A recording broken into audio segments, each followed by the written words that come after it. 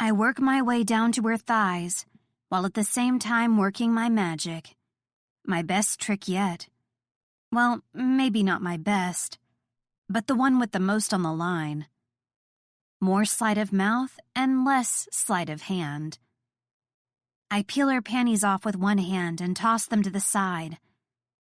I run my fingers from her breastbone down to her core and lower my head between her legs, just as I manage to free my bound limb from the last of the knots.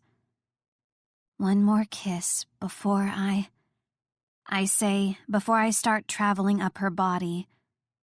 I interrupt my own sentence by kissing her passionately on the lips, massaging her tongue with mine and her nipple with my thumb. I move my hand to her shoulders, caressing them as she moans into my mouth. I break the kiss and push her hands above her head. She tilts her head to the side so I can kiss and tongue the sensitive skin on her neck. With that move, she swallows the hook. Mona is so lost in lust, she doesn't see or feel the rope I've wrapped around her face until it's too late. I've already pulled it tight, and she's forced to bite down around it. Her eyes spring open in horror as realization sets in. Her screams are muffled as I sit up and get off the bed. My very strong guess is that she's swearing at me and tossing in a few threats to boot. I stand from the bed and she makes a move to follow me, but she can't. Her wrists are bound to the headboard. I tie her kicking feet to the footboard with knots a sailor couldn't begin to unravel, before picking her dress up off the floor and pulling it over my head. I push my feet into her shoes and grab her hat from the dresser, tucking my unruly curls underneath. I place her large sunglasses over my eyes and head to the window. She's still yelling around the rope as I slide open the pane and place one leg over the ledge. I look back to Mona, flailing against her restraints, eyes bulging out of her head with anger. Her face is so far past red, it's purple. I want to feel bad for her. I really do. But I don't. I can't. Not anymore. And never again. "Fuck you!" she cries through the rope in her mouth. I laugh. "No, fuck you, Mona. And you can quote me on that." I leap from the window and fall hard onto the grass. I stand up and brush off any pain, because there's no time for pain, only escape. The darkness disorients me, along with the realization that I'm not in front of Marco's building, but one of the many others. Most of the buildings look the same. In the dark, I can't tell if I'm in the middle, side, front, or back of the compound. I pick a random direction and limp off into the night as fast as I can manage, hoping that the way I've chosen will be the one that leads me back to Grimm. 14. Grimm. We sneak up on Los Muertos' compound. King rounds the back with several of the men, and I lead Sandy and Hayes around to the other side. Hayes stays at our rear while we creep around in the darkness. The sounds of the first bullets pierce the air, and it's just the distraction we need to make progress. We crouch as low to the ground as we can, through a hole we cut into the fence. A soldier appears from the back of a building, running toward the gunfire. He spots us and stops, but before he can open his mouth to call to the other men or raise his gun, I fire 2 rounds into his head. The 3 of us continue on, stepping over the corpse and making our way between 2 buildings. When we hear movement, we press our backs to the wall. Then we wait. A single pair of footsteps pass us by in the dark. Sandy looks around and gives me a thumbs up. Hayes tips his chin. They'll cover me, just like they always have. I rise from the shadows and surprise the soldier from behind. I wrap my gun around his neck, pulling it tight so the fucker knows how this will end for him.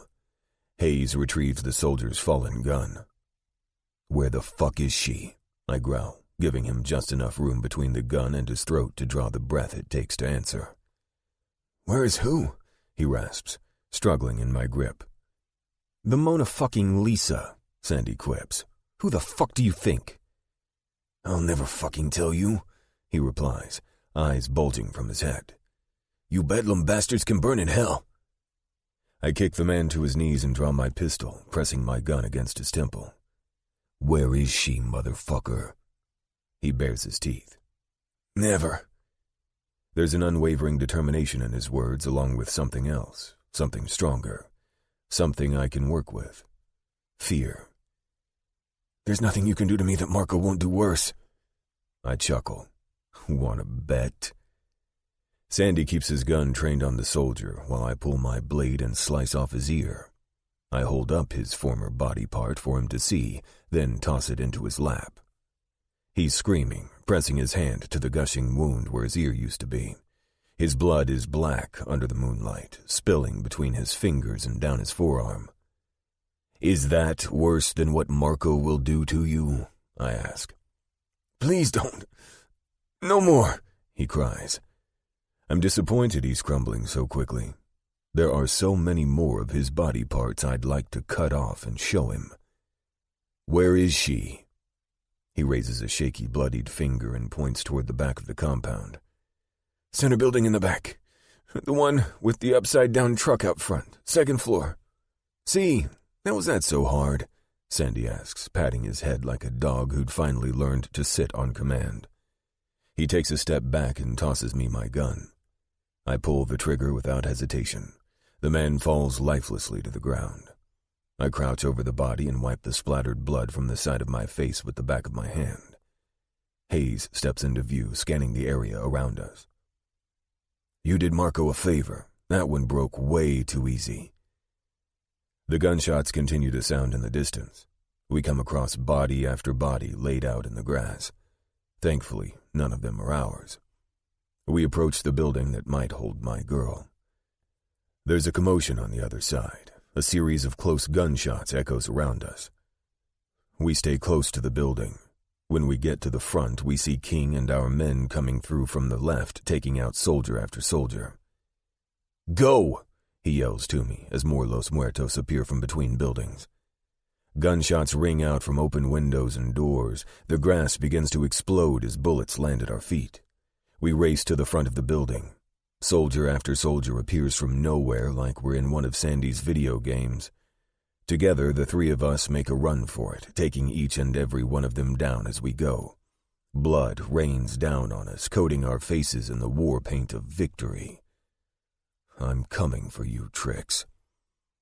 Just as the thought crosses my mind, bullets whiz past my head from behind. I turn to see Hayes holding his bloodied shoulder and Sandy tucked into a nook on the other side of the narrow grassy space between buildings. "We've got you, brother," Hayes shouts, holding his gun with his unwounded arm. "Just go." They return round after round of fire as I turn back to the building and come across a struggle taking place only 20 feet away. I see the yellow bandana of a Los Muertos soldier. He's wrestling with someone much smaller. He raises the barrel of his gun and it lands with a smack against the other person's skull, who falls limp into his arms. A flash of blonde curls shines under the moonlight. Trix. The soldier flips her onto his shoulder like a sack of cement. He makes his way to the door without noticing me creeping up behind him. He's got one hand on the door handle. I press my gun to the back of his head. "Drop her," I command. He does what I ask, chucking Trix from his shoulder. She lands with a thud on the ground. "Turn around," I order. He does so, slowly. Too slowly. "Memo. Nice to see you again," I remark. "Nice to see..." He doesn't have time for even a single sarcastic remark because I interrupt him by sending a bullet into his head. "Trix," I yell, shaking her. She murmurs incoherently. I gather her up and lift her from the ground, cradling her in my arms. Spotting the nearest fence, I make it my destination. There's no exit to be seen, but I find something better. Rather, someone better. And he's standing just on the other side. Rollo grabs hold of the chain link panel. I got you, boss. He pulls on it until it's free from where it's rooted in the ground, bending it upward to give me room to carefully duck under without scraping Trix's limbs on the jagged metal. Van's back here, he says, leading the way. Don't die on me, Trix, I command. Don't you dare fucking die on me. 15. Grim. I've been watching over Trix as she sleeps for over a day. The doctor has come and gone. She's in shock. She needs time. Mr. Fuzzy leaps up on the bed. Marcy brought him to the reservation this morning since we were all camping out here and there was no one at the house to care for him. Although Mr. Fuzzy isn't like other cats, I've got no doubt he can fend for himself. Exhibit A, the mangled squirrel hanging from his mouth. He drops the dead thing on top of the blankets covering Trix. Using his nose, he pushes the gruesome offering up her body. I grab a towel and pluck the squirrel from the bed, tossing it out the window. Mr. Fuzzy hisses. I fall back into the chair at the side of the bed. The demon cat himself takes the opportunity to leap onto my lap. Displeasure glows in his bright eyes as he stares me down with a look of displeasure that's downright human. Trust me, I tell him. There's nothing more I'd like to do than drop a corpse at her feet, but one thing at a time. Fuzzy jumps out through the open window, leaving with a dramatic hiss. Little shit, I mutter. Trix sits up with a sudden start, gasping for air like she's drowning. What about Gabby? They'll kill her, she screams. Gently, I place my hand on her arm. We're working on a plan, I promise. We'll get her out, I tell her. I hope. The devastation written all over her face is too much to bear. I can't imagine it if I had to tell her that Gabby was dead. Trix nods. Her body begins to tremble. Her shoulders shake, her teeth chatter.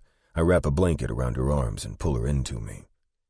She hesitates before finally giving in, resting her head against my chest. After a few minutes, her breathing evens out, and I think she's asleep again. Slowly, I set her head back on the bed. She's rail thin, cut and bruised all over. Her skin is pale. Dark half-moons line her eyes.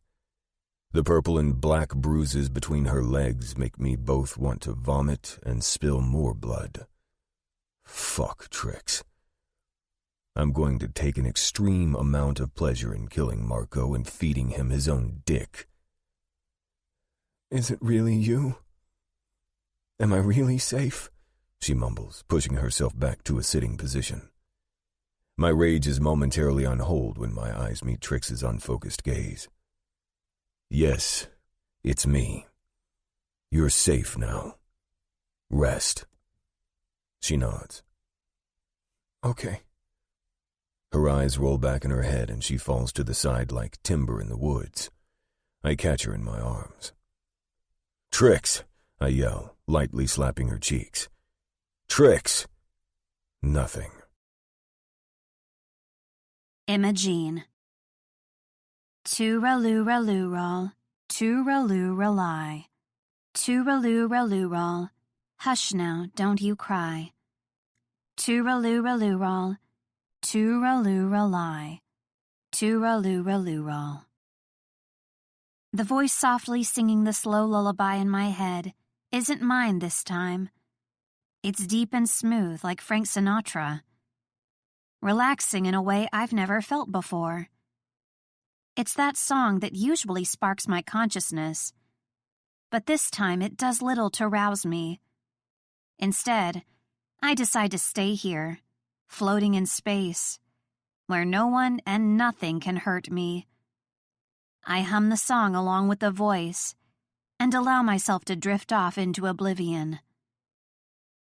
Tooraloo-raloo-roll, tooraloo-rally. Tooraloo-raloo-roll, hush now, don't you cry. Tooraloo-raloo-roll, tooraloo-rally. Tooraloo-raloo-roll. 16. Grim. Emptiness. That's what I think when Trix's eyes flutter open and she stares up at me blankly like a doll with glass eyes. There's nothing there. No spark, no fire, no life. I can taste the bitterness of my disappointment. I'm still not used to it, even though it tastes the same every time Trix wakes up as a shell of her former self. It's been weeks since the night at Los Muertos. "Trix," I murmur, trying to guide her back to the land of the living like I'm coaxing a kitten out of a corner without scaring it. "Do whatever you want. Just don't hurt me," she whispers, staring over my shoulder at nothing. She pushes down the blankets, spreading her arms and legs wide, giving me full access to her naked body. The bruises on her body have faded, with the exception of a few of the nastier ones, but it's the injury to her mind that has her trapped somewhere I can't reach her. I growl and try to shove my rage down deep.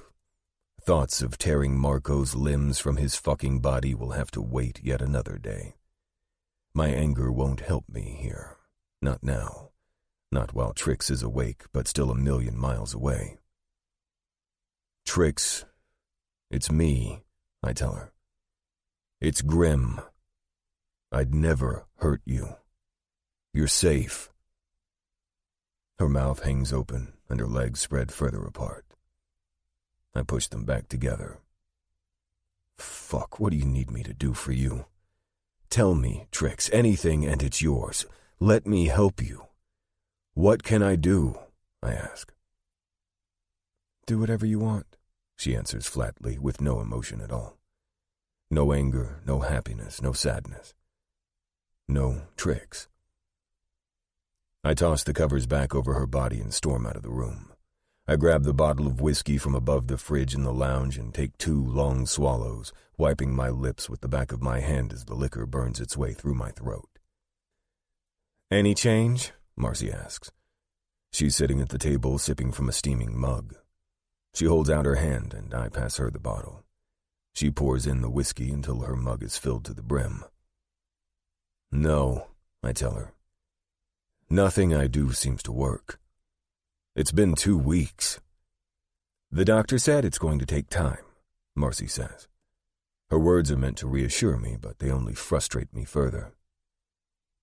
"He also said probably no more than a couple of weeks." I ball my fists. Marcy hands me the bottle and I chug until my eyes water. I plop down at the table and slam the bottle down. "Yeah, but that was the MD. The shrink said it could be more." I sigh. We may have won the battle at Los Muertos, but I'm losing the one with Trix. I hate defeat more than I hate the fact that Marco is somehow still breathing. The fucker probably hid and watched us kill a good number of his men from a 3rd-floor window. "You know," Marcy says calmly, sipping her drink, "when I first met Belly and he saved me from the MC, I was very much the same way Trix was at first. The way he used to tell the story, I did nothing but lay in bed for weeks, and when he did approach me to give me food or offer comfort, I'd go full exorcist on him. I don't remember any of it. You want to know why? Why? Because it wasn't me. I wasn't really there. I needed to heal before I could join the rest of the world. Trix needs the same." "Really?" I ask. "Belly never told me that." "Good. Because as far as romances go, ours would not have been a bestseller." She chuckles, then smiles into her mug. "But it was ours, and it was wonderful. When I came back from the brink and back to Belly, I was never lost again." "How, though?" I press. "How did he bring you back?" She takes my hand in hers. "It was Belly. He stopped treating me like the nightmare I'd become and instead treated me like who I was before I'd slipped away. He cared for me like the woman he had been falling for, not the broken version of me who replaced her.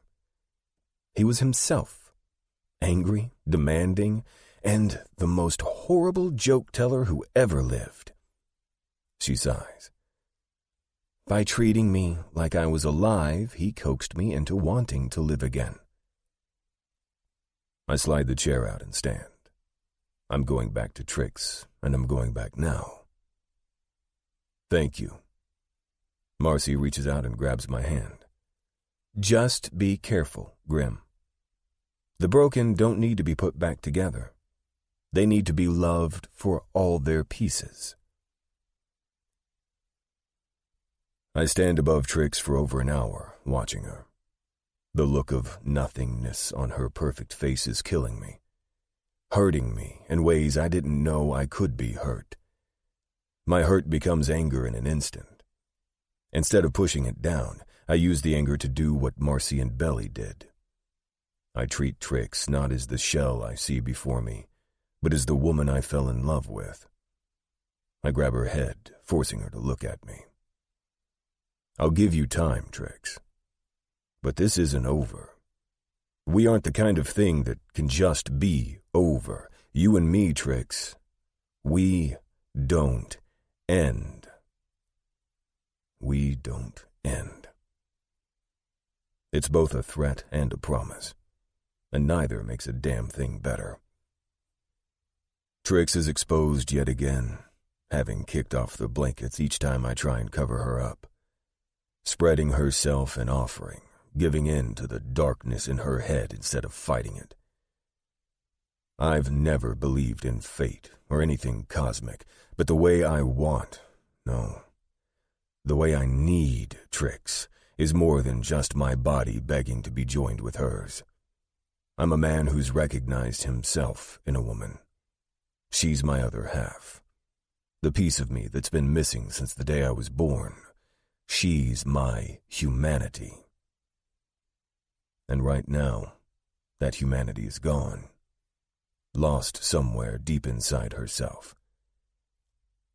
Trix stands from the bed and approaches my chair. Again, she's awake, but it's as if she's sleepwalking.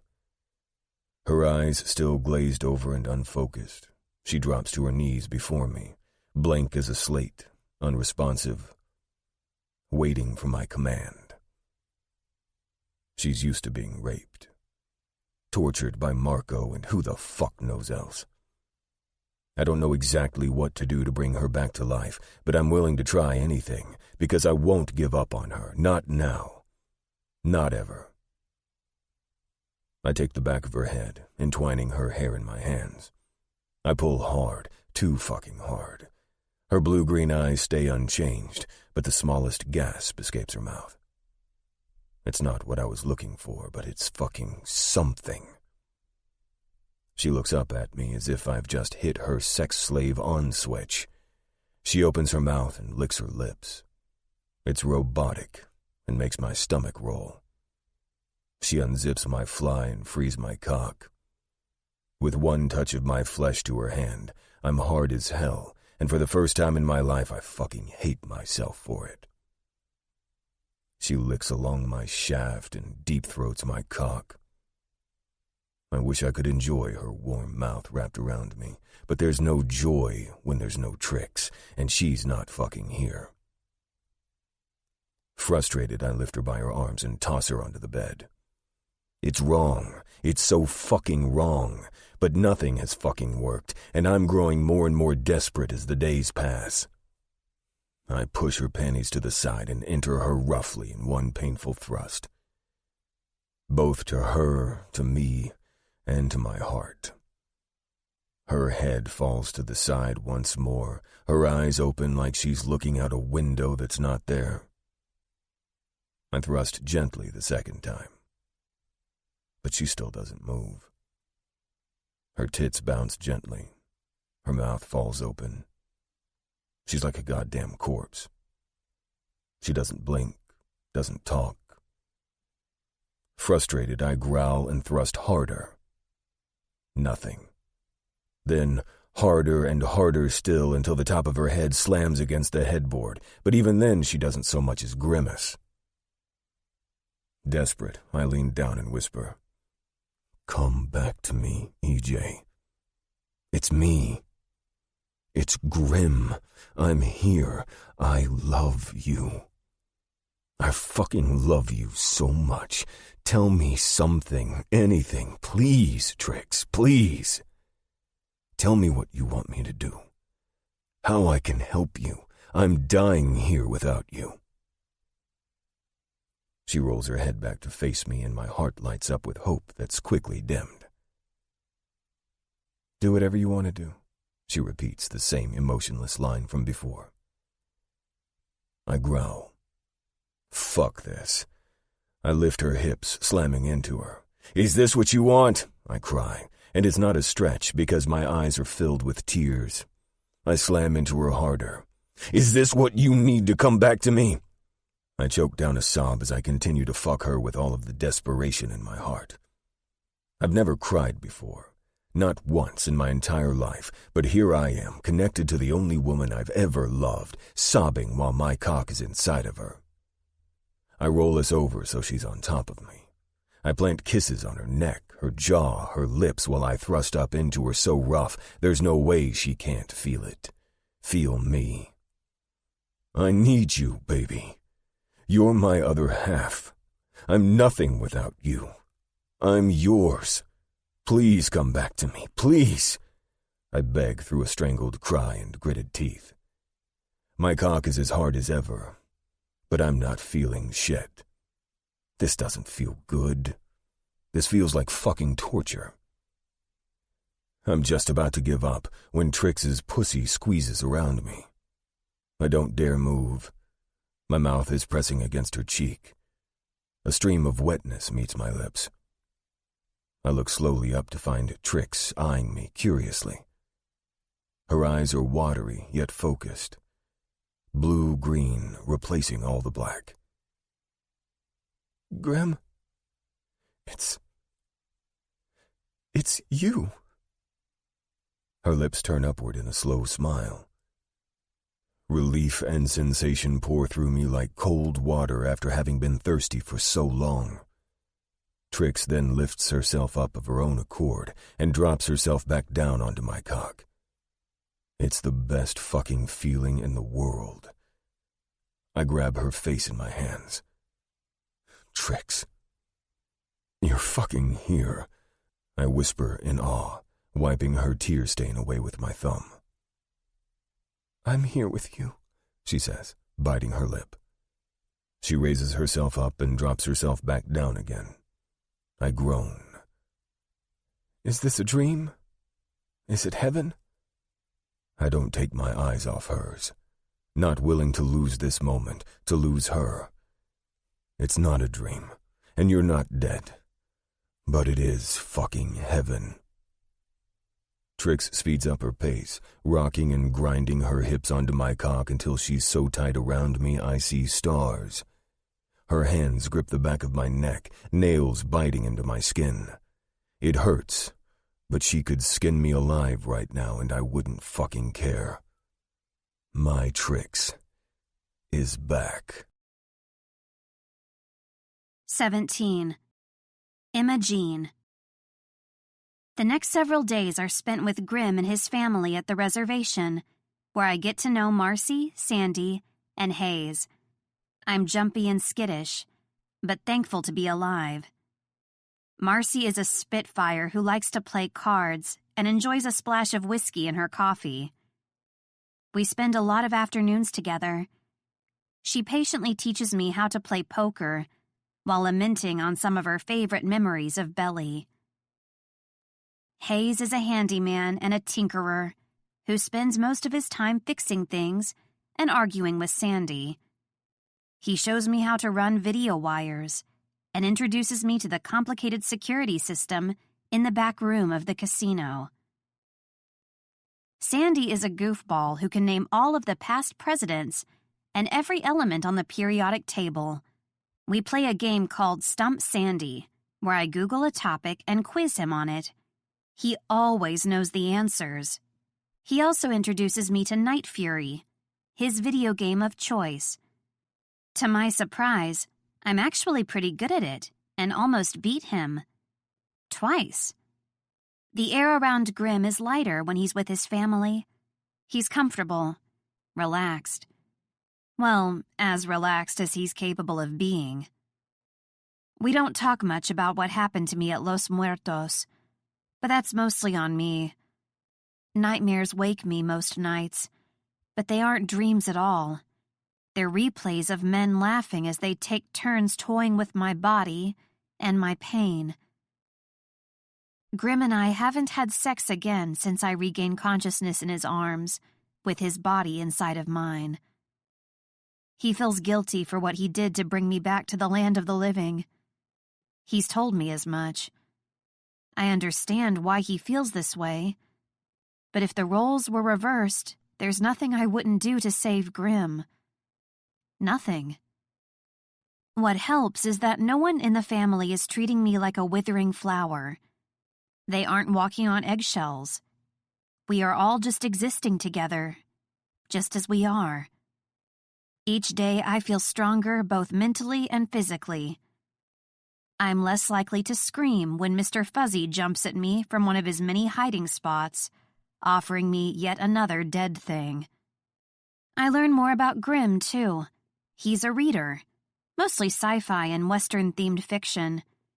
He likes to draw and is pretty damn good at it. The proof being an entire sketchbook of the many faces of Mr. Fuzzy. We spend time getting to know more about one another. We watch magic specials on TV together. Grim tells me he's been following magicians throughout the years, and his knowledge of their signature tricks is both mind-blowing and heartwarming. What I like the most is our talks. We exchange war stories about foster homes, about growing up without parents, about never quite feeling like we belong. I'm already in love with Grim, but that love deepens over those late-night talks. I wake on my own from my first nightmare-less sleep in Grim's arms. I run my fingers over the stubble along his strong jaw. He's real. This is all real. Grim may be the reaper of the Bedlam Brotherhood, but the man who represents darkness is the one who pulled me from it. I flatten my palm to his cheek. His eyes flutter open. I thought it might be a dream. He pulls me against his warm, hard chest, placing sleepy kisses to my cheeks and forehead. But you're still here. It was a nightmare, but those are over. At least I hope they are. Now it's a dream, I tell him. All because of you. Because you saved me. He laughs. You saved yourself. Rollo told me he saw you jump from the second story before that soldier got a hold of you. His gaze burns into mine. I may have carried you out, but you broke free. It's the first time we've spoken about that night. I don't know how to reply. I'm only equipped for sarcasm and lies. I have no clue how to reply to all that sweetness. Well, you're in luck. I'm only equipped for death and destruction. He smiles, and I know he's wrong, because I see nothing but life in his eyes. I want to take you somewhere today, he says. We need to celebrate a nightmare-less night, and we've been cooped up in here too long. Where? He plants a tender kiss on my lips. To somewhere the nightmares will never find us. We shower together. Even though the electric current is humming between us, there's nothing sexual about it. Grim insists on helping me wash myself, and when he scratches my scalp while shampooing my hair, I moan at the sensation. The hot water feels heavenly. After we're clean, I put on some clothes Marcy has laid out for me. A fitted Bon Jovi t-shirt and a pair of yoga pants. We're eating the amazing breakfast that Marcy has prepared in the kitchen. So, where are the girls? I ask through a mouthful of my second helping of scrambled eggs. Since this is supposed to be a brothel and everything, I've been here for a while, but I haven't seen a single one. We're not fully open, so they're only here a few nights a week for now, Grim answers. Plus, they're on the other side of this building. We can go through that door, but no one except Bedlam can come in. Makes sense. I dig back into my food. When I look up, Sandy, Marcy, Hayes, and Grim are all staring at me. What? Marcy smiles. You talk about being in a brothel like we just told you that we're having steak for dinner. Even after all the food I've consumed, my stomach growls at the word steak. Are we having steak for dinner? I ask hopefully. My appetite has been fleeting at best. Today, I'm downright ravenous. Grim smiles and reaches for my hand. It's the most brilliant thing I've ever seen.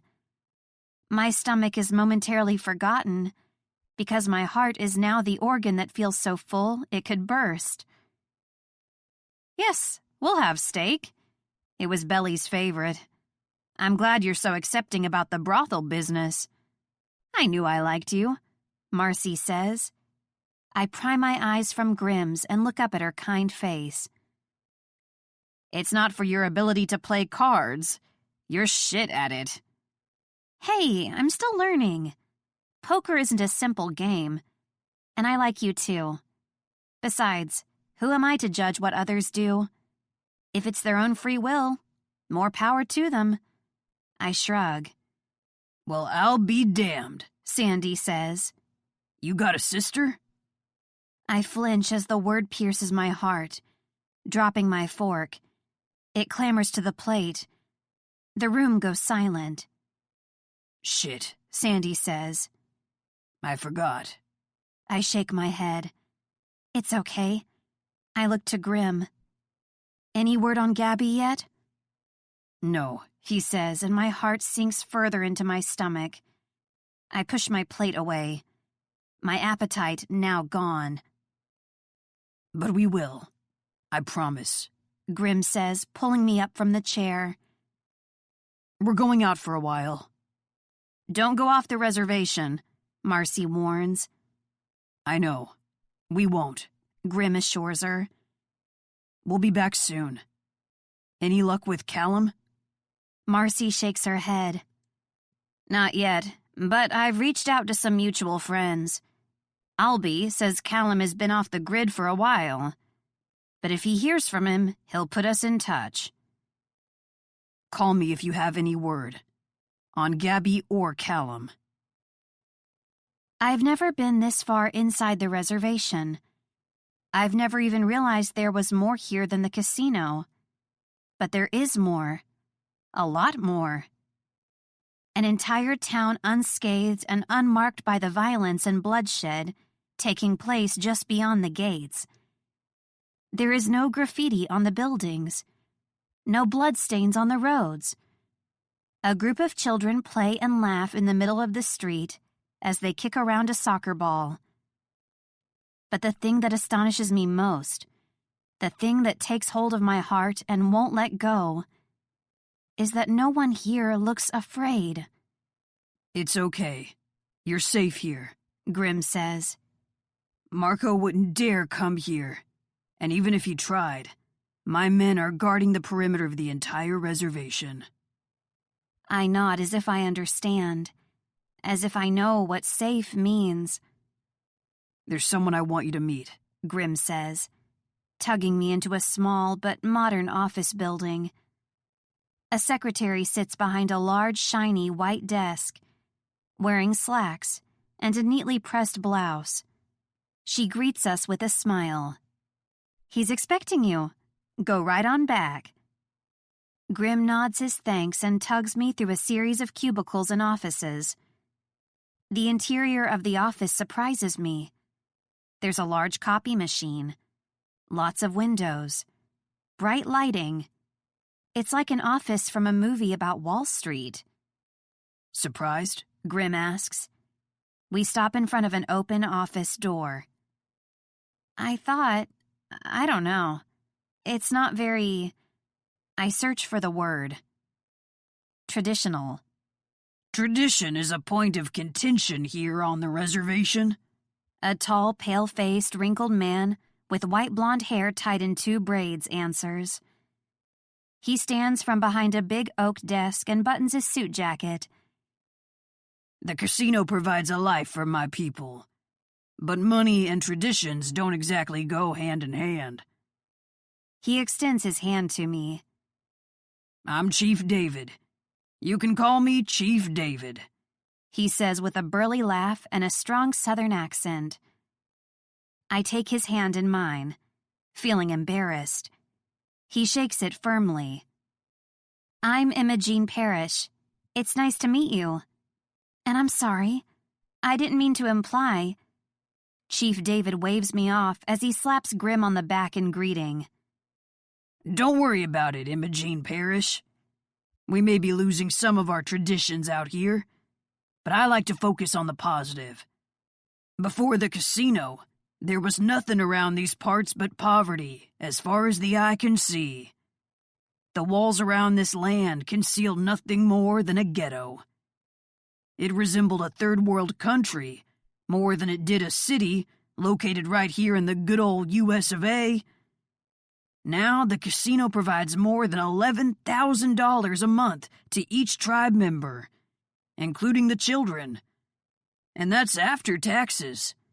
That means families of 4 are pulling in more than $500,000 a year.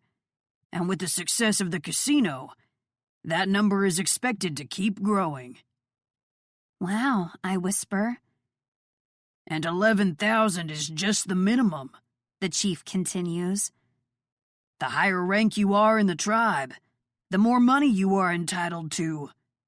Plus, it's inheritable.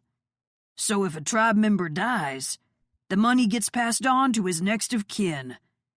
It's never lost, never taken away. However, those who are of mixed blood receive less. So if a tribe member marries someone from the outside, his children don't receive as much? I ask, trying to make sure I understand what he's saying. Grim answers. With money, our people have abandoned some of our old ways. The council doesn't want it to be the reason we lose being a people altogether. It makes sense now, but it still doesn't seem fair. To make a short story even longer, that's why you see less and less traditionally built huts and custom-spun quilts around here, and more cement homes, custom-built cars, and the sweet, sweet blessing that is air conditioning. The chief spreads his arms wide as the air conditioning kicks on with a loud hum, blowing around the stray hairs, too short to make it into his braids. How does one become a member of this tribe? I ask curiously, my mind reeling with all the ways I could create fake paperwork, and how much convincing it would take to make the tribal council believe I'm one of them. Even if just a fraction of one of them, it would do. A blood test, he answers flatly. Sign me up, I say, holding out my arm and flicking the blue vein in the crease between my bicep and forearm, before quickly withdrawing. Question first. Do I get the results, or do you? Both Grim and the chief laugh. Although I didn't tell a joke, I look at Grim. What? You said we're safe here. And the people are so nice. And they give out money. Grim smiles, but it doesn't reach his eyes. He may find my words funny, but there's also sadness in his eyes. I know it's because of my excitement over feeling safe. So, EJ, the chief starts, drawing out his words slowly. You're welcome anywhere and everywhere on our lands, except, of course, for the casino floor. He smirks and cocks his head to the side. My guests prefer to lose their money of their own free will, not have it stolen from them. I suck in a breath of surprise. You know? Grim nods. I told him. Chief David leans back in his chair. Grim here wanted to make sure that if you or your friend come back in, and he wasn't around, that I wouldn't. He looks to Grim, then back to me, rethinking his choice of words. hesitate in calling him. You mean Grim was making sure you wouldn't kill me? I find myself about to apologize for the second time since meeting the chief, but he holds up a hand to stop me before I can start. He rounds his desk and takes a seat, motioning for us to do the same. Grim and I both sit in chairs on the opposite side. Now for a little business. I got a call from an Agent Lemming this morning, he says to Grim, pouring himself a tall glass of scotch. He pours another for Grim and slides it across the desk to him, then holds up the bottle and shakes it in offering. I shake my head. He sets down the bottle and looks to Grim. Your name came up. Grim takes the glass and throws back a hearty gulp. Imagine that, he says, not sounding the least bit surprised. Lemming told me that if I spotted you on the reservation, that I should take you to him immediately. Told me this crazy story of you blowing out a wall in the sheriff's office and escaping his custody on a murder charge. Sounds about right, Grim answers casually. Except I didn't blow out the wall. I only escaped through it. Naturally, the chief replies. What? My mind reels. Grim shoots me a glance that says, I'll explain later. So, what did you tell him? Grim sets the glass down on the desk. The chief twirls his own glass around in his hand. I told him what I tell every lawman who calls my office, asking me for favors. I said, your people killed my people and pushed the rest from their homes. When you realized the error of your ways, your government corralled us into this cozy piece of shit land you bestowed upon us in exchange for not holding a grudge over the genocide. It's ours to do with and govern as we please. This means your laws don't apply to me or anyone on my reservation. He shrugs. And that was about that. I'm pretty sure he hung up before the end. Shame. It's the best part. He can't be arrested here? I ask. I just figured they didn't know where you were. They can't pursue a fugitive onto reservation lands, and they can't arrest him. They can, however, ask me to arrest him and turn him over to them. But they can go fuck themselves. That's not going to happen. A door behind the chief opens, and much to my surprise, it's Margaret who appears. Her long, bold red maxi dress sweeps over the floor. Her large gold hoop earrings dance like wind chimes as she moves. Grim, she greets. Grim stands and she kisses him on both cheeks.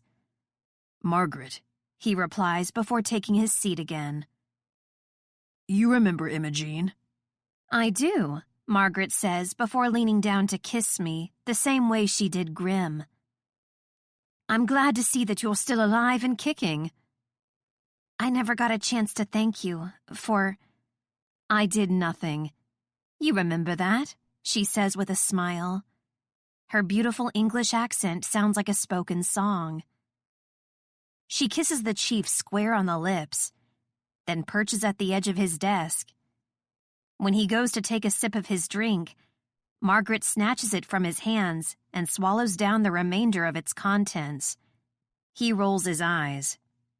Marco is on the rampage, Margaret announces. Looks like the war we've all been trying to avoid has officially begun.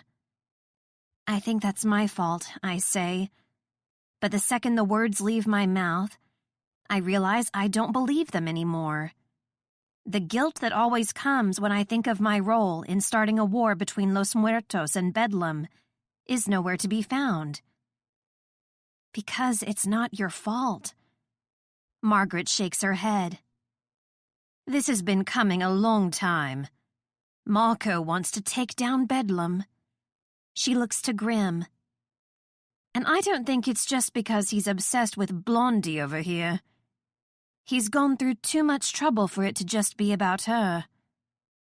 She swings back to me just long enough to say, no offense. She taps her finger on her glass. He wants something else. She pours herself another drink. Then why play along and sign off on the truce? Chief David asks. She clucks her tongue. No fucking clue. But there's a bigger reason Marco started all this shit. Grim growls. And Bedlam will finish it. Margaret adjusts her dress over her legs, and while doing so, I catch a glimpse of the gun strapped to her thigh. Grim, don't get me wrong, I dig your whole I gotta handle my own vibe you've got going on. But you're not in this one alone. Marco's bullshit affects all of us. The immortal kings are with you. We're stronger together. The corner of Grim's mouth tugs into a crooked smile. You take a vote on that? A burst of laughter escapes Margaret. Please, I invented the word dictator. Votes are for people who care about the opinions of others. I only care about my family, my men, and my business. I'll do what it takes to make sure all three stay intact. Thank you. Grim tips his chin and raises his glass to Margaret. Wait, Chief David says, producing 2 more glasses. He fills one to the brim and pours just a splash in the other. He hands that one to me. This time I don't refuse. The chief and I join them in raising our glasses. If we can't stop it, we might as well toast to it, Margaret says, straightening her shoulders. To war, to peace, to prosperity, to death, to life. We all clink glasses together and drink. I swallow mine in one gulp. It burns my mouth and my throat, continuing to burn all the way down to my stomach, where a lingering sense of foreboding and dread simmers. What if he comes here? I ask, holding my glass in my lap. I know you said he won't, but how do you know for sure? They won't, I promise. Not just because he knows better than to come on the reservation, but because he's short on manpower. He'll need time to recover before even thinking about retaliation. Short on manpower? I ask. How? The night we came for you. Grim smiles into his glass at the memory. Let's just say that Bedlam greatly reduced his staff. The chief scowls. None of those Los Muertos fools are welcome on our lands. If he so much as steps 1 foot on a single blade of our grass, or kicks a single rock belonging to our people, he and his men know full well that they are then subject to tribal laws. And our people have invented much more creative ways of carrying out the death penalty than the outside world.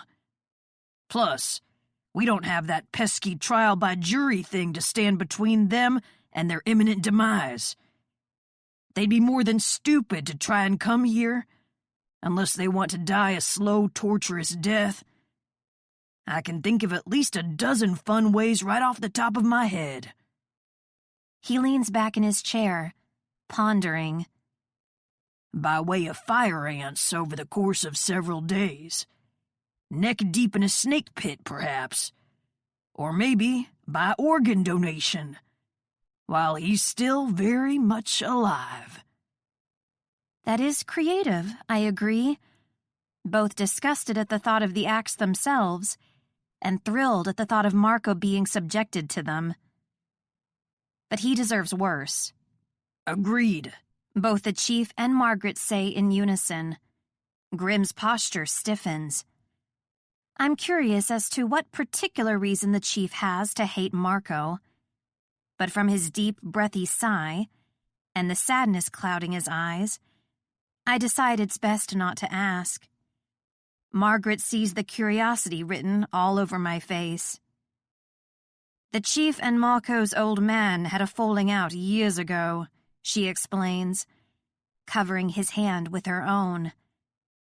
The chief drains his glass and turns it around again in his hands, staring into the emptiness.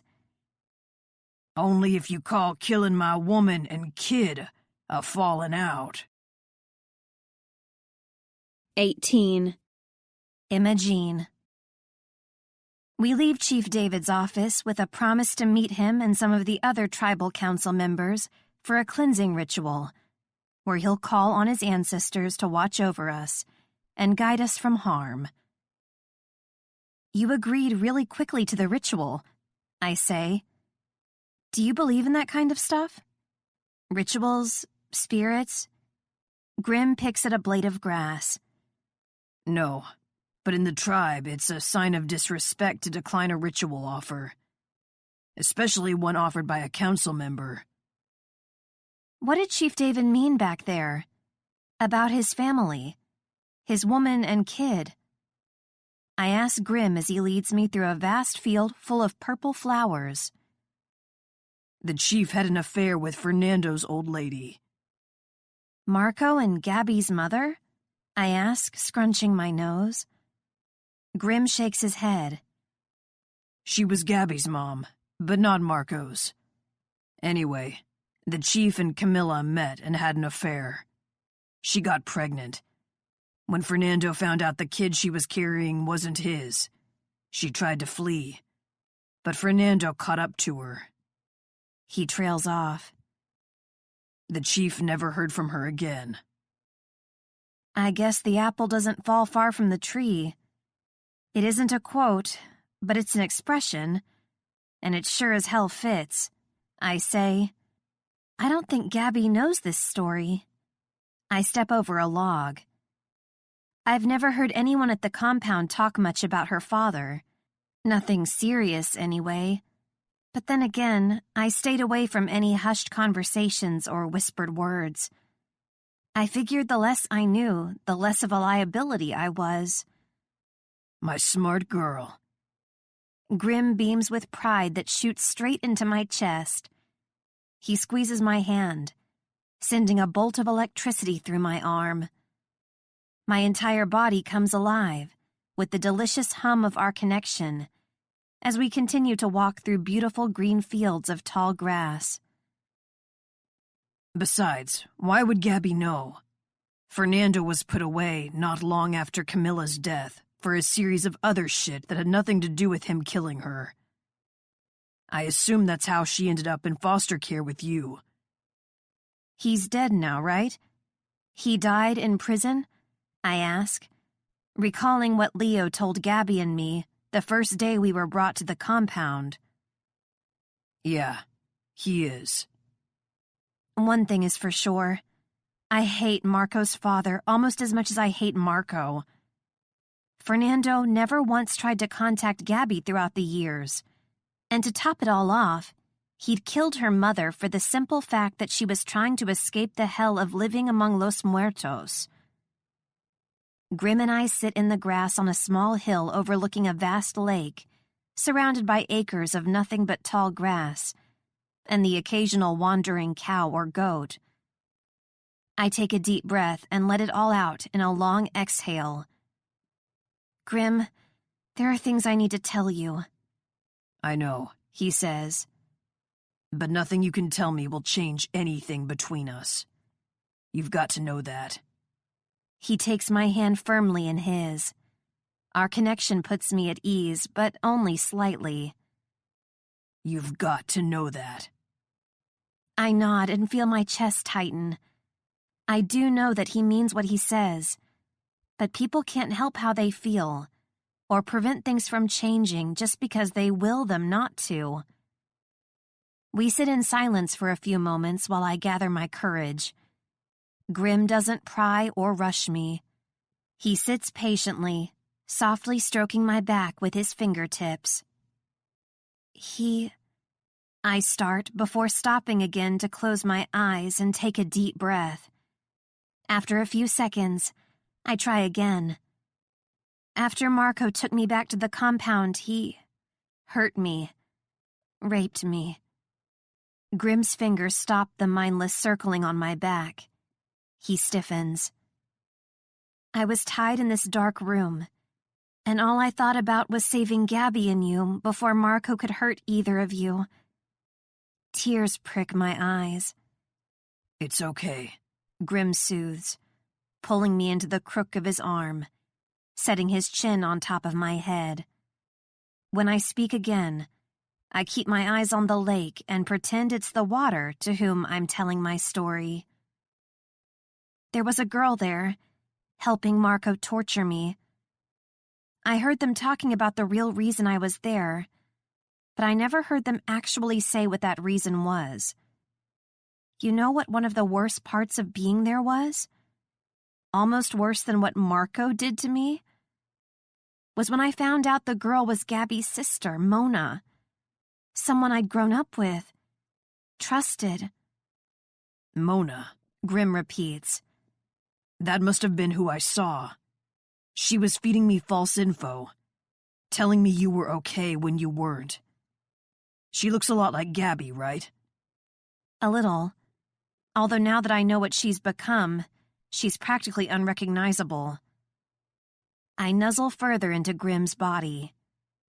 I think she's been hurt all of these years that Gabby and I have always been close. Maybe she felt like I stole her rightful place in Gabby's life. That's on her, not you. Grim reassures me, kissing the top of my head. I'm worried about Gabby, I say, squeezing my eyes shut. I don't know what they'll do to her. Grim holds me tighter. I promise, we'll get her out. Bethany, my lawyer, has been in touch with Gabby. Sandy's working with Bethany on a way to extract her safely. You heard him. He's trying to get more intel as we speak. A small wave of relief washes over me. Thank you. Don't thank me, Trix. I'd do anything for you. You should know that by now. There's more I have to tell you. I close my eyes and take a deep breath, and then I let the words flow. I explain to Grim how I lured Mona into trusting me, and all the sordid details leading up to my attempted escape and subsequent rescue. When I'm done, Grim is silent. Too silent. I sit up and look over at him, expecting to find him either red with rage or horrified. But I find neither of those things. What I do find is the most beautiful man in the world, smiling at me. Why are you smiling? Did you not hear all the shit I just told you? I ask, scrunching my face in confusion. I did.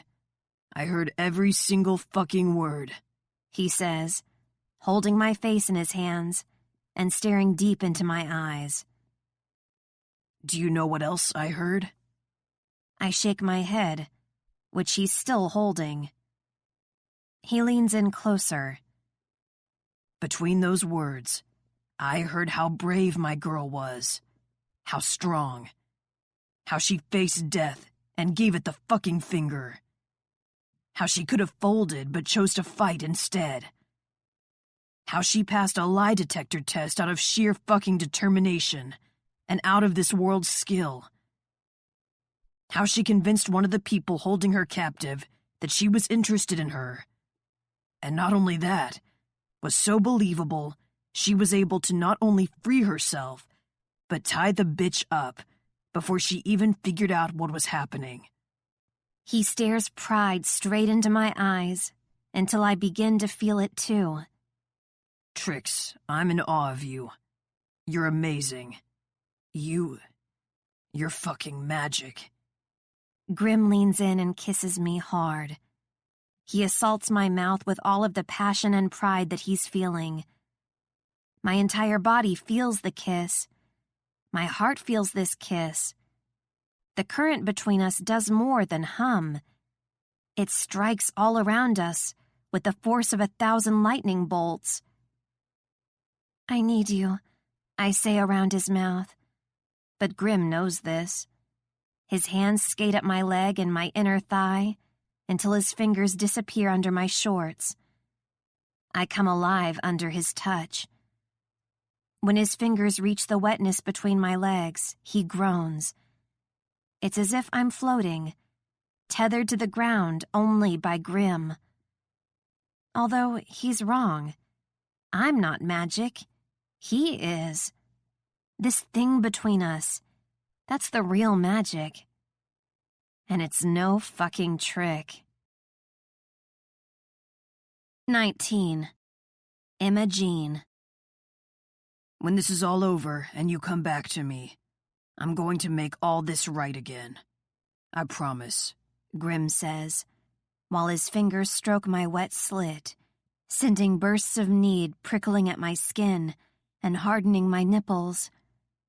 Wait, what did he just say? When this is all over and you come back to me.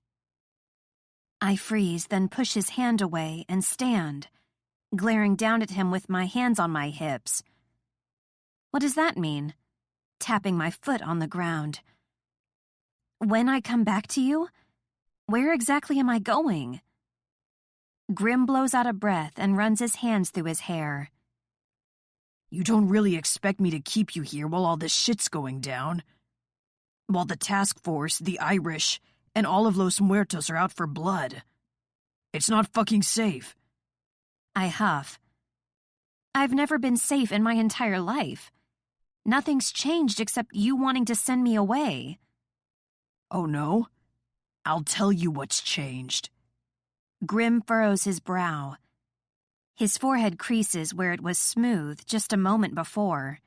He stands and I take a step back. He stalks over to me, closing the space between us. His jaw is clenched tight. He points to himself and then to me. What's changed is this. You and me. I'm going to fucking protect you, whether you like it or not. I should have never let you go back to that motherfucker, no matter what your reasons were. No matter how much you wanted to save your friend and prevent a war. None of that matters. Not when it comes to you. I'd let everyone on this earth die before I'd let anyone hurt you again. I'd die before I let anyone hurt you again. He growls so deep I feel it in my chest. I failed you before, Trix. I won't fucking fail you again. The hurt in his voice cracks through my anger, but it isn't enough to make me drop my case. I won't be sent away. You yourself said it was safe here on the reservation. It is for now. But what happens after Marco has time to rally his men and come for you? When war breaks out? What happens when the Irish get wind that the H Bedlam was arrested for was from their stolen shipment? What about when the task force decides to play whatever shady card they have up their sleeves, and they lock me back up before I have time to prove I'm innocent? I raise an eyebrow at him and he chuckles. You know what I mean. If that happens, we will deal with it. Together. It's not a matter of if. It's a matter of when. That's how this works. It's how it always works. I'll need you as far away from all of this as possible, so none of this shit blows back on you. I won't let it happen. Not now. A vein in Grim's neck pulses, giving the black rose tattoo at the base of his throat the appearance of its very own heartbeat. Not ever. I'm frustrated with his answer, but I won't accept defeat. I square my shoulders. No. His jaw tightens.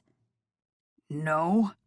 He draws out the word slowly as if he can't believe what I just said, sucking in his bottom lip as if he can taste the bitterness of my defiance.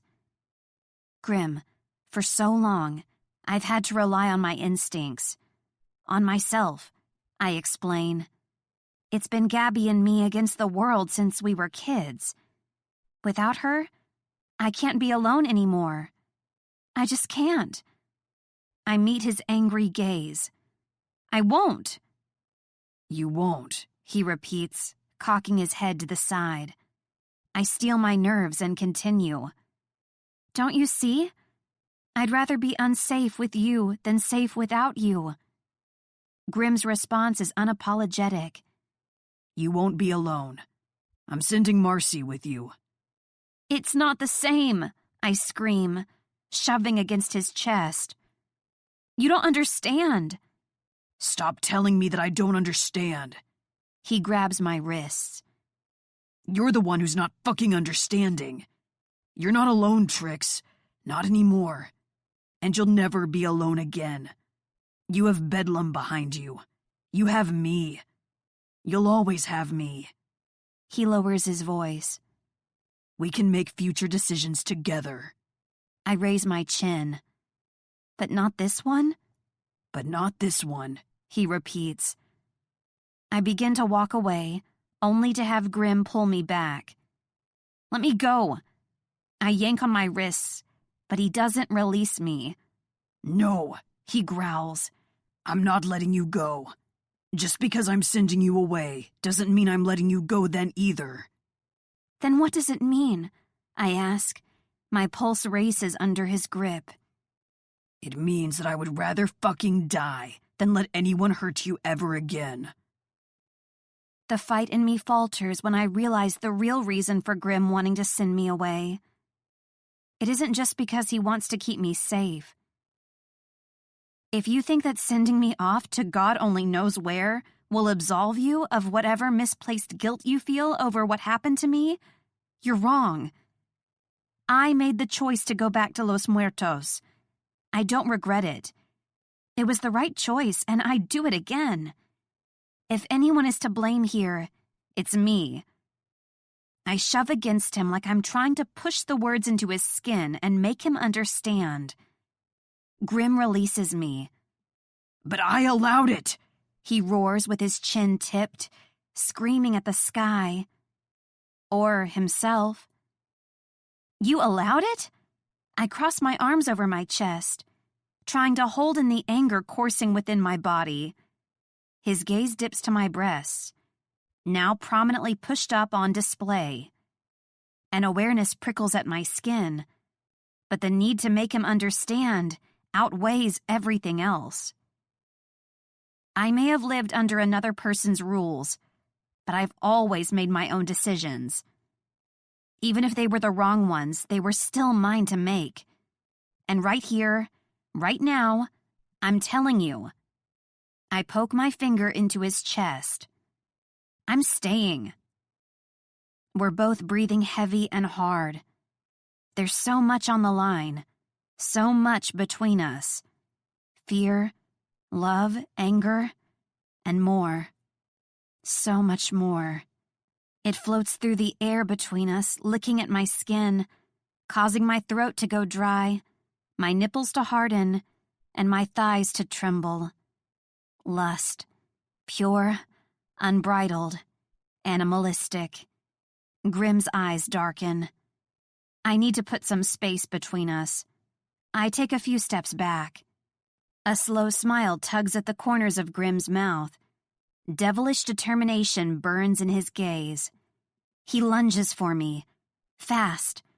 So fast that I don't have time to react. I leap away and lose my footing, stumbling over a rock in the grass. I'm falling, but before I hit the ground, Grim catches me, lifting me to my feet. He wraps his strong arms around my waist and tugs me against his warm, hard body. Awareness consumes me. Grim consumes me. My thoughts, my body, my heart. Grim stares down, his focus solely on my lips. I'm serious. I'm not going anywhere, I say breathlessly. His grip on my waist tightens. He crushes his lips to mine in an all-consuming, dizzying kiss that has me questioning the validity of my argument, as well as my own damn name. Grim lifts his lips from mine, just long enough to say, "Wanna bet?" Grim. Parting her lips, Trix lightly sucks on the tip of my thumb as I take her face in my hands, sending my rush of dire need into animalistic overdrive. There's no turning back now, as if there ever was. As if I ever had a chance of not taking her. I pull her down onto the grass and cover her body with mine.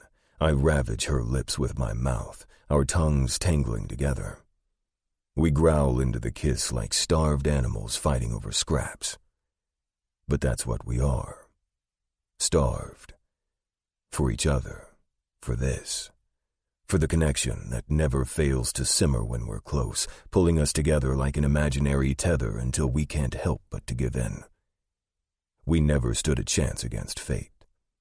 Even if I'd wanted to fight this, I couldn't. But I don't want to.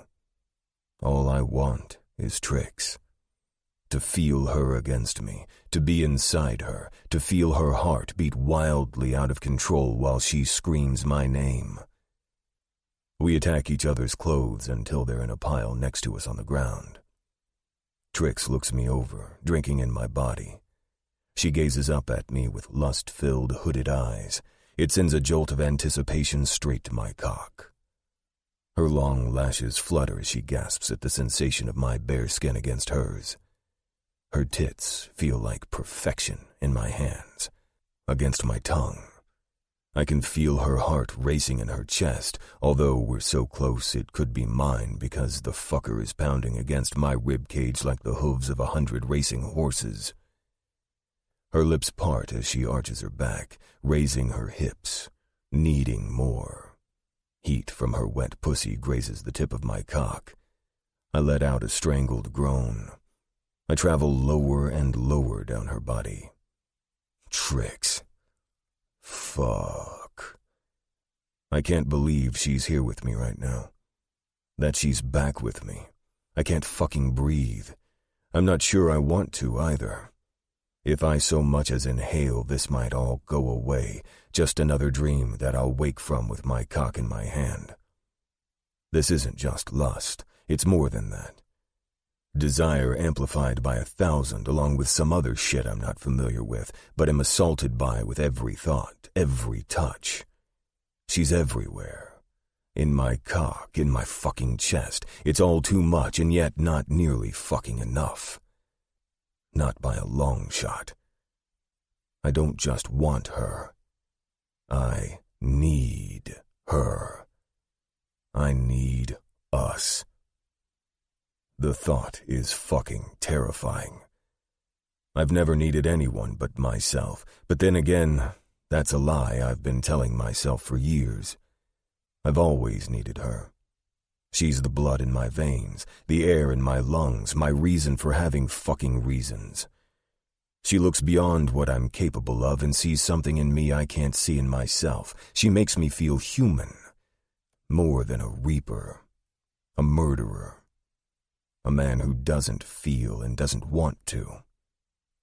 Except when it comes to her. My Trix. I can't quite get the words out to tell her how I feel. I'm a man of very few words and even fewer emotions. I've never even wanted to tell anyone how I felt before. I whisper the first thing that comes to mind, hoping she'll understand what it is I'm trying to say, even though I don't entirely understand it myself.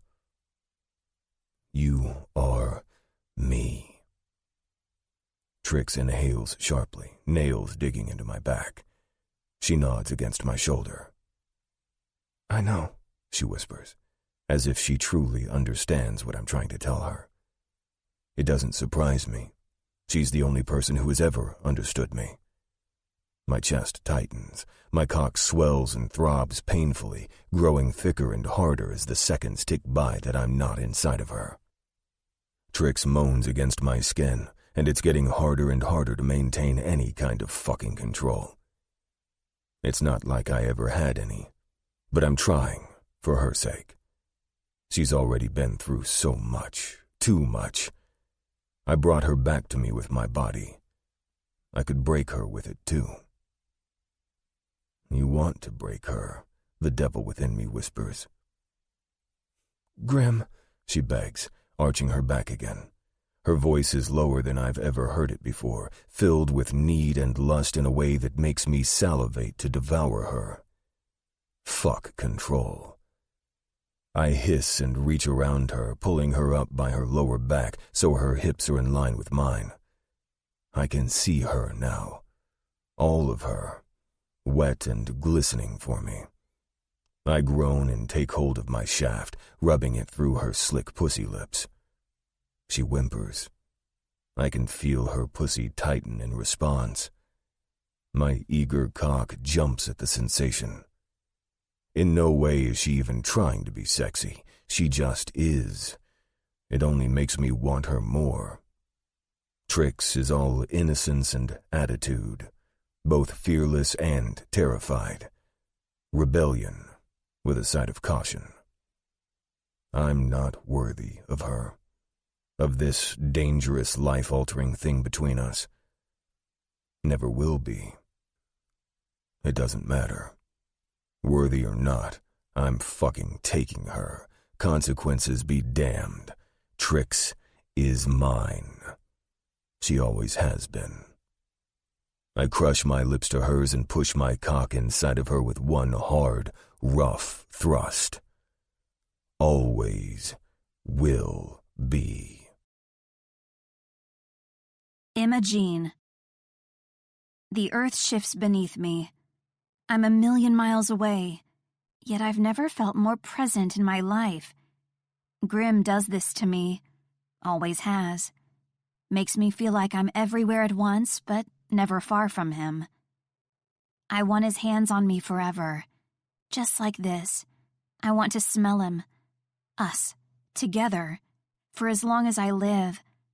I want to experience his ruthless thrusts every morning and every night. I crave the way his hips press against mine as he pushes into me with a groan that pushes me toward the edge before the first full thrust. He tries over and over again to get as deep inside me as possible. I spread my legs to allow him more room. And finally, he's fully seated inside of me. The groan that tears from his throat is the sweetest music I've ever heard. I wrap my legs around him, pulling him closer still. More, I beg. Grim slams into me faster, harder, furious, determined. He holds one of my legs in the air with one arm, and the other hand grips my hip tightly, as if my sweat-soaked skin is seconds away from slipping out from under his grasp. His face twists in both pleasure and pain, while he makes me come undone with each forceful thrust. Fuck Trix. You. Always you. He says, along with some incoherent murmurs I can't quite make out. I'm 1,000,000 miles away, yet more present than I've ever been in my life as he thrusts hard and sends me sailing over the edge. The pleasure pulses inside me, exploding like dynamite. My fragile nerve endings are floating on wave after wave of toe-curling pleasure. My orgasm is everywhere, not just where he's stroking me from within. His thrusts grow faster and harder, more erratic.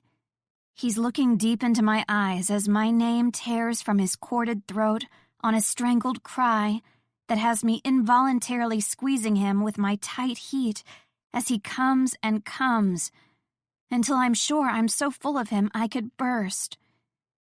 It doesn't matter what Grim says. He can't send me away.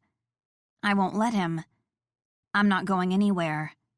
Not now. Not ever. Grim and I might not be married, but there's one part of marriage that applies to us, an unspoken vow. Since the day I met him, long before our first kiss, long before he made me his. Till death do us part. 20. Imogene. In the aftermath of our lust, I dress while Grim pulls up his pants. We lie back in the grass, trying to catch our breaths. I'm in the crook of Grim's arm, with my cheek flattened against his chest. I run my fingers up and down the ridges of his defined muscles.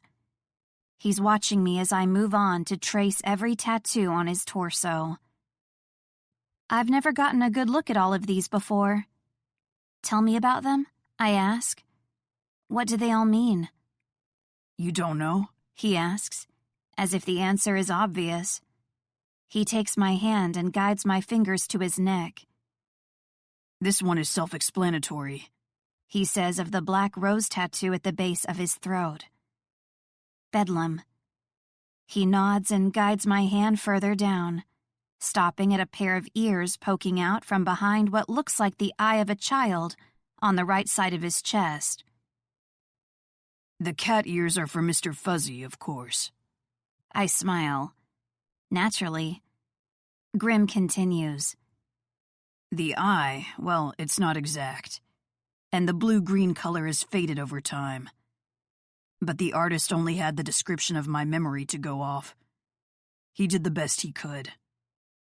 I suck in a breath and flatten my palm over the tattoo. It's me, I whisper. It's you. For you, he says. Tricks. Most of them are for you. The bleeding heart, the peach lips. Why else would I have a magician's top hat on my hip? He chuckles. And then there's this one. He points to some script lettering above his sculpted V-line right above his left thigh. Those who have a strong sense of belonging have the courage to be imperfect. Brené Brown. I recognize the quote instantly. It's one of my favorites. It's from my letter. It is. This is all... I begin without knowing what exactly it is I'm trying to say. I can't believe these are all for me. He takes my wrist and guides it over his rapidly beating heart. Do you feel this? I swallow hard and nod. Well, I didn't. Not before you came along that first day. It wasn't lust at first sight. You were too young for me to think of you that way. And I can't say I fell in love with you that day. But I became capable of it because you and I felt it for the first time when I finally found you. I'm silent because I don't know what to say. I'm so overwhelmed by it all. Holy shit. This one is my favorite, Grim says, flipping around to his stomach. This. He points over his left shoulder. It's another rose. It's white, I remark. Grim flips back over. Bedlam is the black rose, so that makes me the black rose. He tucks a strand of hair behind my ears. I've always thought of you as the white. Oh, Grim, I say, feeling my eyes well up with tears. After you disappeared, I wasn't old enough to get a legit tattoo yet. The ones I already had were from juvie. So I scratched your name into the skin of my forearm. He shows me a jagged scar that's healed poorly over time. You can't even make out your name anymore. But you really couldn't then either. He pauses to think for a minute. It was strange, you know? To feel so connected to someone I barely even knew. But yet I felt like I knew you. There was something almost... I don't know if comforting is the right word, but it's close enough. So yeah, there was something comforting about feeling the pain of marking your name on my body. About watching the blood spill to the floor. Knowing it was you I was bleeding for. My chest tightens. If that wasn't so gruesome, I'd almost think it was kind of romantic. He wags his eyebrows. You know me, babe. I'm all about the romance. I rest my head on his chest, soaking in his warmth and the surge of emotions welling up in my heart as a result of all he's just shared with me. Grim props himself up on his elbow. He then fills me in on the events that took place since the last time we'd seen each other at Belly's service. He tells me about the planted drugs the task force found in his house, and about Gil's dead body in his room. About how he spent time locked in a cell at the sheriff's station, and then about his dramatic escape with the help of a friend before coming to my rescue. I would have come for you sooner. I'm so sorry it took me so long. The pain and regret in his voice are palpable. What the hell are you talking about? I search his eyes, holding his face in my hands like he had with mine. I smile as a tear escapes my eye and rolls down my cheek. You came just in time, He pulls me back down to him, and we relax into each other's warmth. Despair is a disease that rots the soul a little at a time. A disease where both the culprit and the cure is hope. I've been plagued with it for so long, I don't know how to take in the happiness lying right next to me.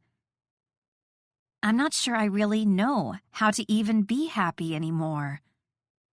But I can learn. I glance up at Grim and smile. His lips twist. What? So, this is how it can be, I whisper. How what can be? He asks with an amused gleam in his eyes. I roll off him into the grass and spread my arms to the sides. I take a deep breath of fresh air and stare up at the sky until he appears, hovering above me. Our eyes meet. Life.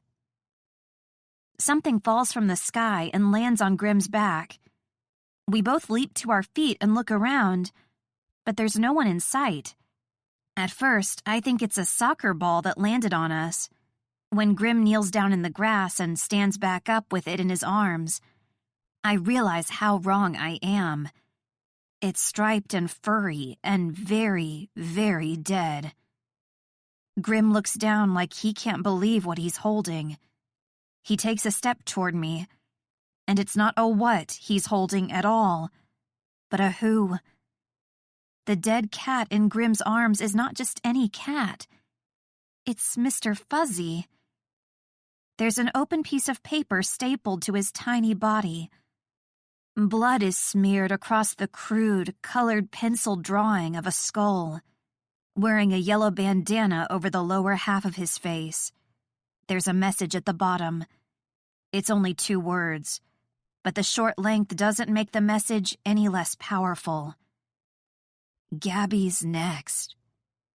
Grim plucks a necklace from around Mr. Fuzzy's neck, and I don't have to get close to know what it is. My locket. A full-body convulsion washes over me, twisting my insides like the wringing of a rag.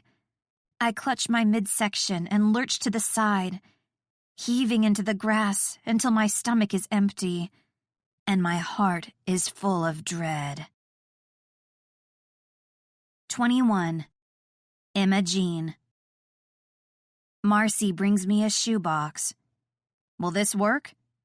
It looks about the right size. I think it will be fine, thank you.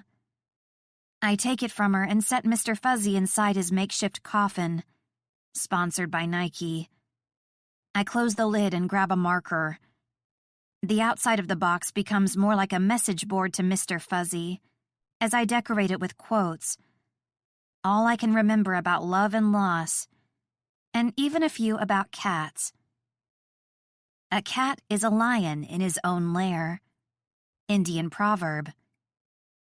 As every cat owner knows, nobody actually owns a cat. Anonymous. What greater gift than the love of a cat? Charles Dickens. Hayes crosses the room carrying a different kind of box, one filled with office supplies and not a dead pet. He sets it down on the far end of the long table. How's your shoulder? I ask, gesturing to where he'd been shot on the night of my rescue. He shrugs. Sling came off yesterday. It's basically just a scratch. He ruffles my hair. Don't you worry about me. It's not the first time I've been shot, kid. Won't be the last. Hopefully it will be the last, Marcy argues. What's in the box? He points to Mr. Fuzzy's final resting place. Don't ask, Marcy says. Sandy weaves around Hayes and grabs a beer from the fridge. Well, now I'm more curious. Sandy hands Hayes a beer. Don't ask. You know what they say. Curiosity killed the... Sandy, Marcy scolds. Sandy raises his shoulders to his chin. What? Too soon? She slaps his chest with the back of her hand. Yes, too fucking soon. It will always be too soon. Show some respect. To a cat? To Trix. To your brother. My smile is small and tight-lipped. It's fine. He's right. It's a cat. What I really mean is, at least it's not Gabby. Marcy picks up on my unspoken words. She wraps her arm around my shoulder and kisses the top of my head. We'll get her out of there. Bethany's made contact with her. It's just a matter of time. She looks to Mr. Fuzzy's coffin. This threat isn't really a threat. It's a play to get you to go back. That's not fucking happening, Grim grates. He enters the room much like a cat, muscled and lean. He prowls toward me with a possessive look burning in his golden eyes. Ever. I'm not going back there, I say. But you've thought about it? Grim accuses. Yes, I thought about it. Of course I thought about it. But only to weigh my options for Gabby's sake. Grim runs his fingers through his hair. But I'm not. I promise. Grim looks tired. His eyes are sunken and his forehead is lined with worry. You need some rest, I tell him. I need to blow up that fucking compound with everyone inside. He tosses an empty beer bottle from the table. Sandy ducks as it crashes against the wall over his head. I want to argue with him, but he's not in a state for a fight. I try a gentler approach. Not while Gabby's in there, right? He blows out a long sigh. Right, not while Gabby's in there. I stand and tug on Grim's jacket, with the intention of leading him to one of the rooms for some much-needed rest. I'd completely forgotten about Grim agreeing to Chief David's ritual, until there's a knock on the back door of the brothel, and Sandy lets him in. We're kind of dealing with something right now, Grim says to the chief, pointing to the shoebox. I know. You told me over the phone. Chief David reads the messages on the top of the box, then lifts the lid to peer inside. He quickly covers it back up. It's all the more reason for the ritual. I'm not taking no for an answer. So get your shit and let's go. The council members are waiting. Chief, Grim starts. It's not a request, Grim. You know the drill. My land, my rules. I need to keep my people safe. And with the amount of carnage that follows Bedlam around, it's in everyone's best interest. Grim conceded with a tight nod. 15 minutes later, we're standing on top of another small hill, this time overlooking a cemetery of some sort. Each grave isn't marked with a stone, but with a large pile of broken shells. Chief David introduces me to two other council members and pulls a red blanket across his shoulders.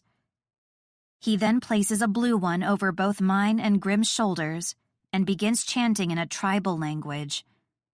Occasionally, he looks to the sky, and the other tribal members reply in unison. Our blue blankets are removed, and we are pushed together. A single white blanket is placed over the both of us. At one point, the chief asks us in English to hold out our hands.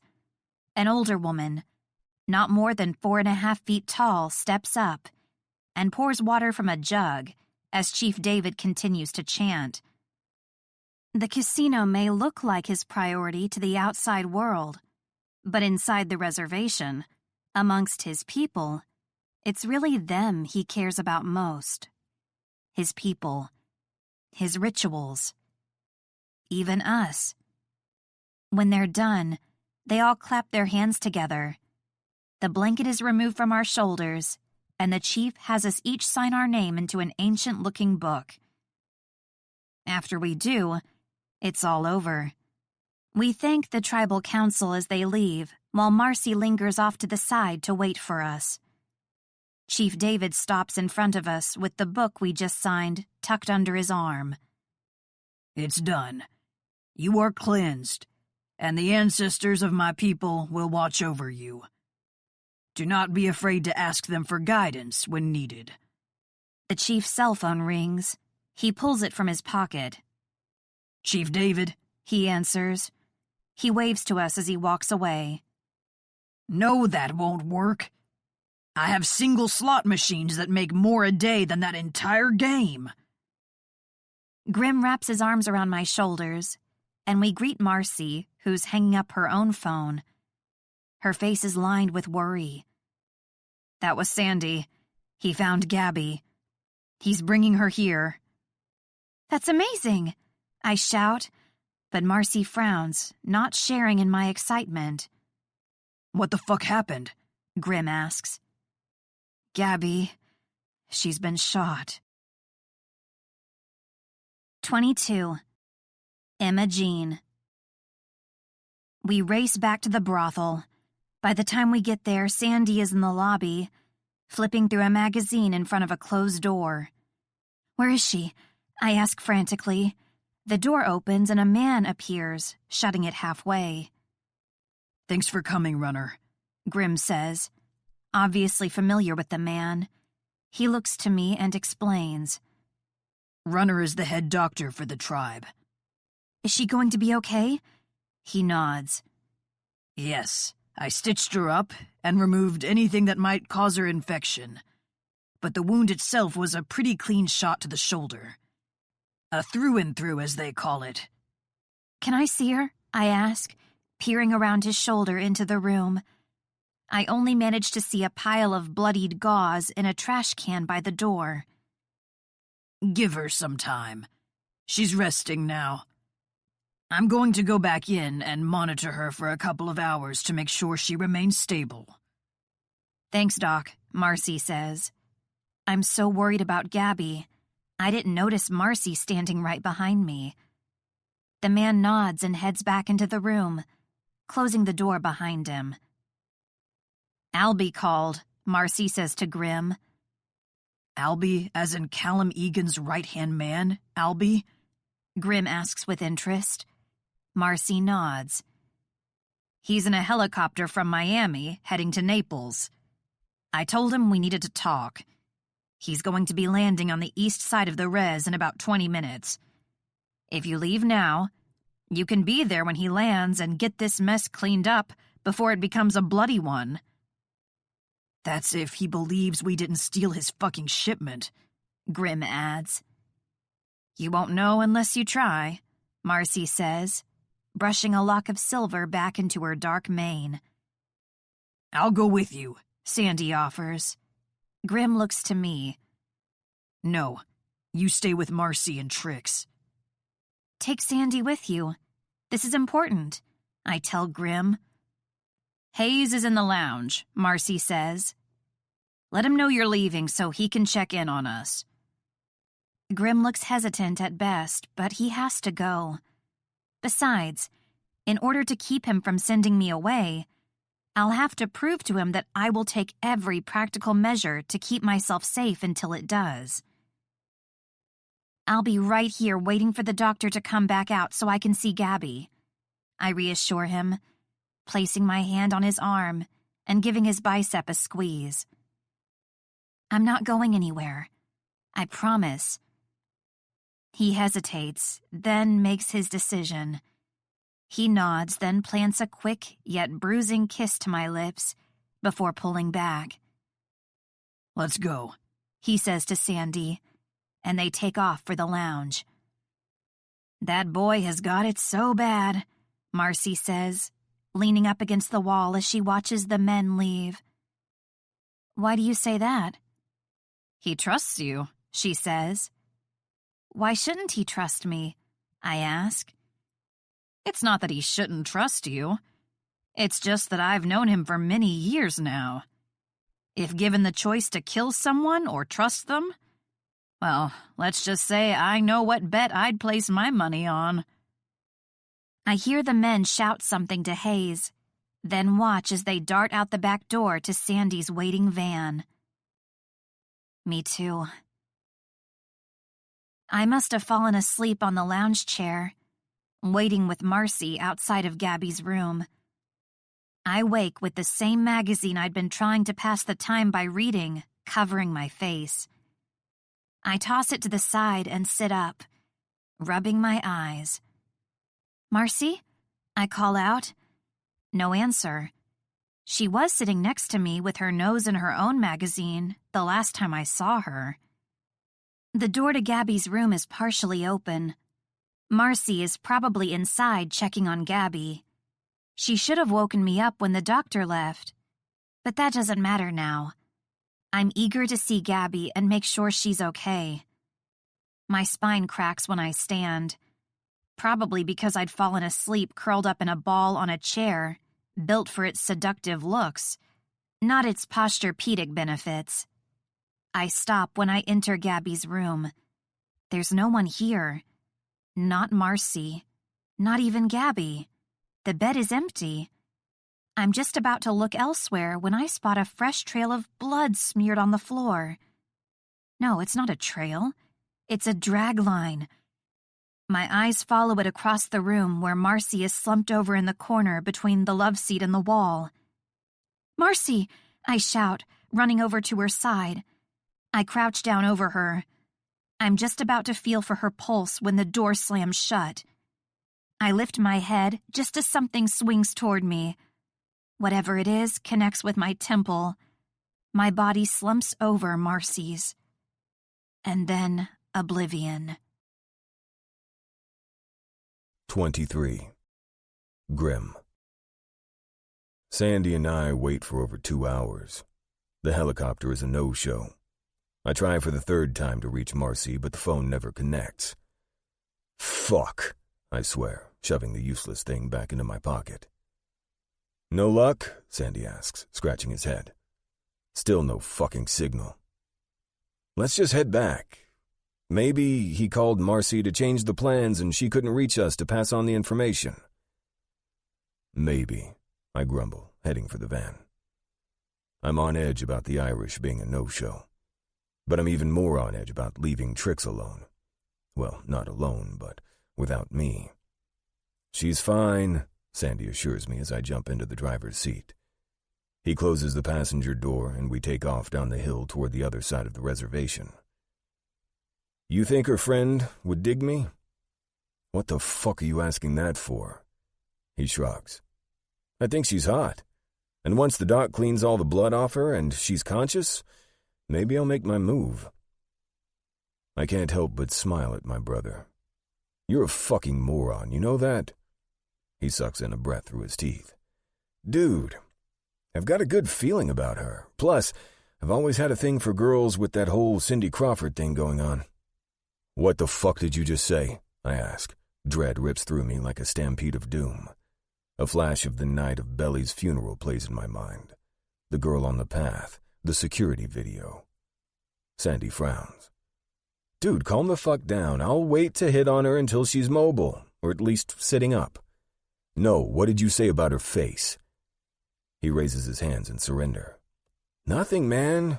Just that I like beauty marks on chicks, and this one has one in the same place as Cindy Crawford." "Fuck!" I roar, slamming my hands against the wheel. "Chill the fuck out, dude. You need to take a Xanax or something before you stroke out." I press my foot down hard, pushing the gas pedal to the floor. "No, I don't need to chill the fuck out." "You don't?"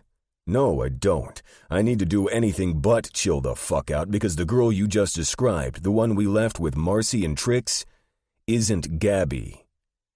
Sandy looks as panicked as I feel. "Then who the fuck is she?" I see nothing but red beyond the windshield. Mona. 24. Imogene. "No!" I scream through the rag in my mouth. It's shoved so deep, half of it is in my throat. Marco slaps my face with the back of his hand. "You don't need to be afraid of me right now. You think I'm going to fuck you after I know Grim has had his bedlam hands on you and his dick inside you again?" He makes a tisk noise and shakes his head. "Not yet, puta. You'll have to wait for me. First, you have to be cleansed of everything bedlam." He goes for the door and opens it. 3 of his soldiers enter the room and stare at me with gazes dark enough to make the devil himself shiver. "No, Marco! Please!" I shout, but it sounds more like, "Whoa! Through my gag. I try with all my might to break through my restraints, but it's no use. Marco's learned his lesson. It's no longer rope I'm tied up with, but handcuffs. I want the world to stop spinning, but there's no pause button. Not on the world and not on this moment. I need time. I have questions. Marcy. What the fuck happened to Marcy? But I can't ask even if he'd answer. I can't do anything. I'm a spectator of my own life, sitting in the very best seat to the very worst possible show. The time for begging is over. Because I realized where I went wrong the first time. You see, EJ, you've been used, but you're still wild at heart. Marco leans over me. Bracing himself on the arms of the chair, he pokes me in the chest with his finger, blowing hot air into my face over and over again with each quick and angry breath he takes. Do you know what you have to do to get a wild horse to submit? I shake my head while choking on my gag as I swallow it further and further down my throat. I plead with Marco using my eyes. Hot tears stream down my cheeks. His smirk flattens. You break it. Marco pushes off the chair and heads for the door. The corners of his lip curl into a wicked smile. Welcome back to the motherfucking pasture, Chica Blanca. He looks over to his men who step closer and closer to my chair. Don't kill her, he warns. But disfruta el paseo, chicos. I've learned enough Spanish over the years to get by. I understand his words all too well, although I wish I didn't. Sickness shakes my stomach. Terror courses through my body and soul. Disfruta el paseo, chicos. Enjoy the ride, boys. 25. Imogene. I won't break. Not this time. Not ever again. It's been days since I was tossed around like a mouse between cats, and no one has come or gone except to make sure I'm still breathing. Why they care, I'm still not sure. To pass time between conscious and unconscious, I exercise my mind, mentally reciting every quote about strength I can recall. That which does not kill us makes us stronger. Friedrich Nietzsche. Life is tough, my darling, but so are you. Stephanie Bennett Henry. Strength does not come from physical capacity. It comes from indomitable will. Mahatma Gandhi. Keep your head up. Tupac Shakur. The one I latch on to most, the one I repeat over and over again, is what fuels me to stay alive. When I recite it to myself, it's not my voice I hear, it's Grimm's. Destroy what destroys you. Anonymous. Burning heat from the sun's rays wake me. I blink rapidly against the light. The curtains are open. Why are the curtains open? My dark dungeon of despair has become a bright bastille of brutality. Marco enters the room in a hurry. He doesn't bother with any of the usual violence or threats. Instead, he orders me to do something he's never ordered me to do before.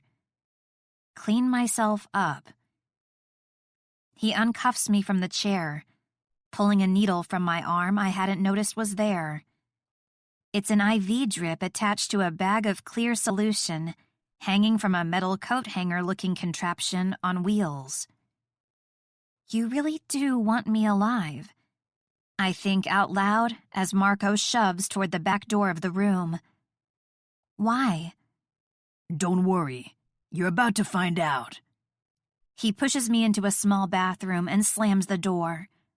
On the chipped sink, I find everything I need: shampoo, body wash, even a toothbrush.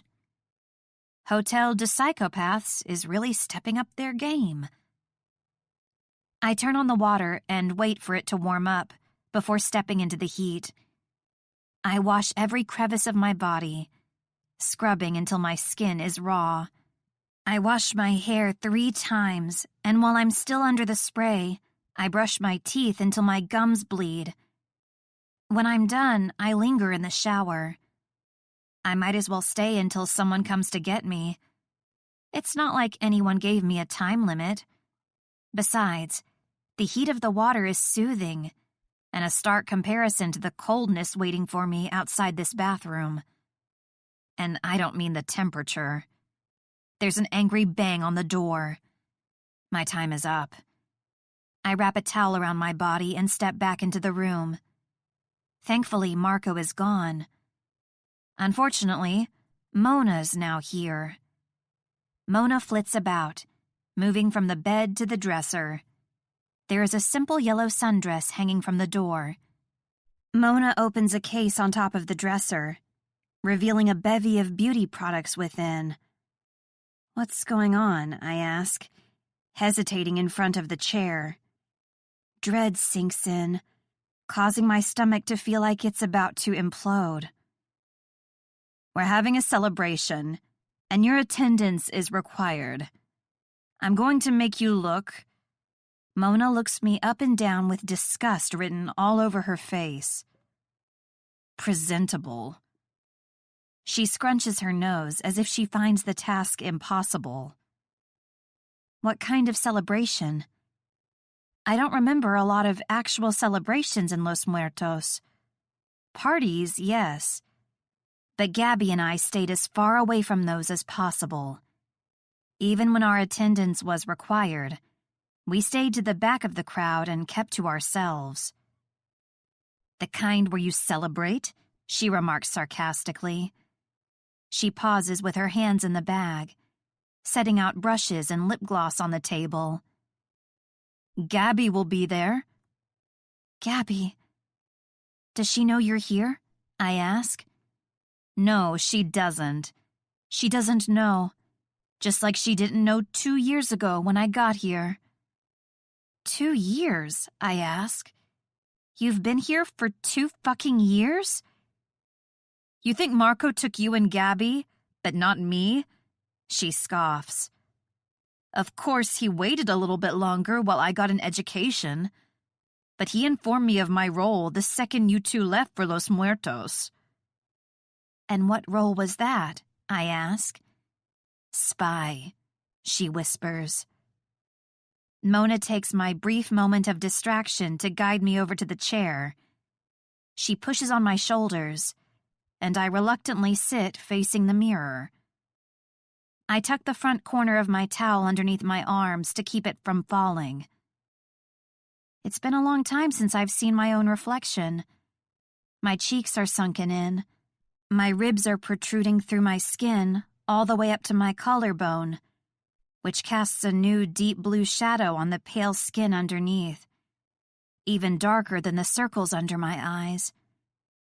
My eye color is no longer a bold mixture of blue and green, but a duller version, like headlights of a car that have fogged up from within, casting a muddied version of the original bright light.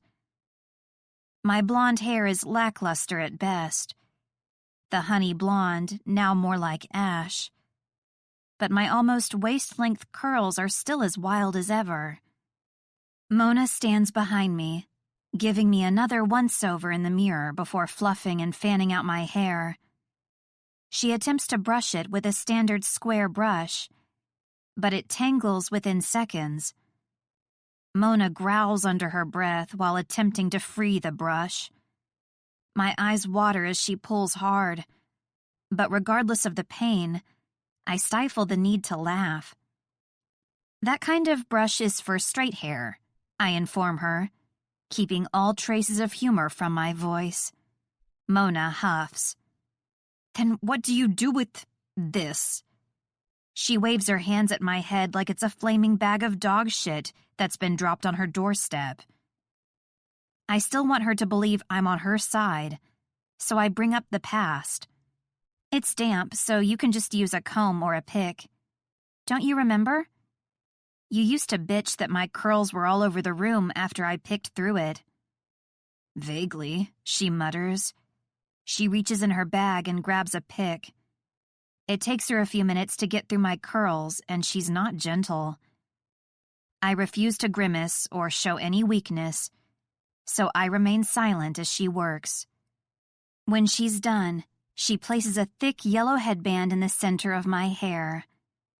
She spins my chair so I'm facing her, and twists her face in concentration as she applies concealer under my eyes, mascara, blush, and lip gloss. It feels heavy and foreign on my face, since I'm not used to wearing much makeup. When she's done, she walks over to the other side of the room and removes the dress from where it's hanging on the door.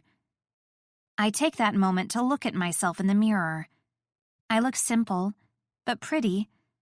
She's muted the circles under my eyes, and even managed to take the sharpness from my cheekbones. I'm surprised she didn't take the opportunity to make me look like a clown or try to embarrass me. Whatever she was primping me for, she really did want me to look presentable. But why? I don't have time to think too much about it, because Mona motions for me to stand and rips the towel from my body. I'm standing naked before her, but I don't try to cover myself. My bruises may have faded, but they are still there. If not on the surface of my skin, then deep underneath where they will always be. She removes the hanger from the dress and tosses it onto the bed. She unzips the back and holds it open for me to step in, then spins me around, zipping it closed. Please, Mona, can you tell me anything about what's going on? Why you're primping me like you used to primp your Barbie dolls? I'm hoping that my mention of our shared past, a memory of my own, would show her that I did at one time care about her and somehow strike a chord and get her to answer me. I just want to know what I'm walking into. She opens her mouth to answer me, but the room floods with music from down below in the courtyard. She smiles. You're about to find out. Trust me, you'll hate it. Mona reaches for the door handle. I grab her wrist. I believe you when you say that I'll hate it, but I will never trust you. I mean, you're probably fucking your own brother. She slaps me across the face. The only sting I feel is a sting of pride. They say the truth hurts. I lick the blood from the corner of my lip. But I didn't feel a fucking thing. Mona's fuming. Her face is beet red and her nails are digging into her palms, while the tendons in her wrist shake with rage. The door to the room swings open. Mal and another one of Marco's soldiers appear with the usual large guns cradled in their arms. Mal sneers at me, his fingers lightly caressing the metal loop around the trigger, as if I need a reminder that he isn't afraid to pull it. Something else is different as well. Mal's hair is slicked back, where it's usually falling into his face. Plus, he's wearing a shirt. It's a yellow t-shirt, but still, for him, it might as well be a fucking tux. I wasn't the only one required to dress up for whatever this is. Let's go, Mal says. Don't fuck this up. He leads me down the steps to the front door, and when it's pushed open, I'm blinded by the sunlight. I shield my eyes as Mona huffs her impatience, grabbing me by the elbow and shoving me into the light. I've gone about 30 feet before I can blink through the light and focus on what's before me. I'm in the courtyard with all of Los Muertos circling around us. I shiver with flashbacks of the night I was unceremoniously jumped in. Unceremoniously. My throat tightens. My stomach lurches as realization sets in. The crowd around us isn't chanting. They don't look angry. Not this time. They look almost serene. They part to give us room to walk, creating an aisle, both cementing and confirming my worst fear. When I see Marco standing with his hands folded at the end of the crowd, I heave, but nothing comes up. Mona pushes me forward, and I stumble next to Marco. Behind him is an elderly-looking man who looks just as scared as I am. His pale, wrinkly skin is lined with beads of sweat. His hands shake as he opens the small book he's holding. I look around me for somewhere to escape, but all I see is a sea of people, and Mal standing so close to my side, I feel the prod of his gun against the middle of my back. There's my bride. This isn't some sort of Los Muertos ritual or jumping in. This is a wedding.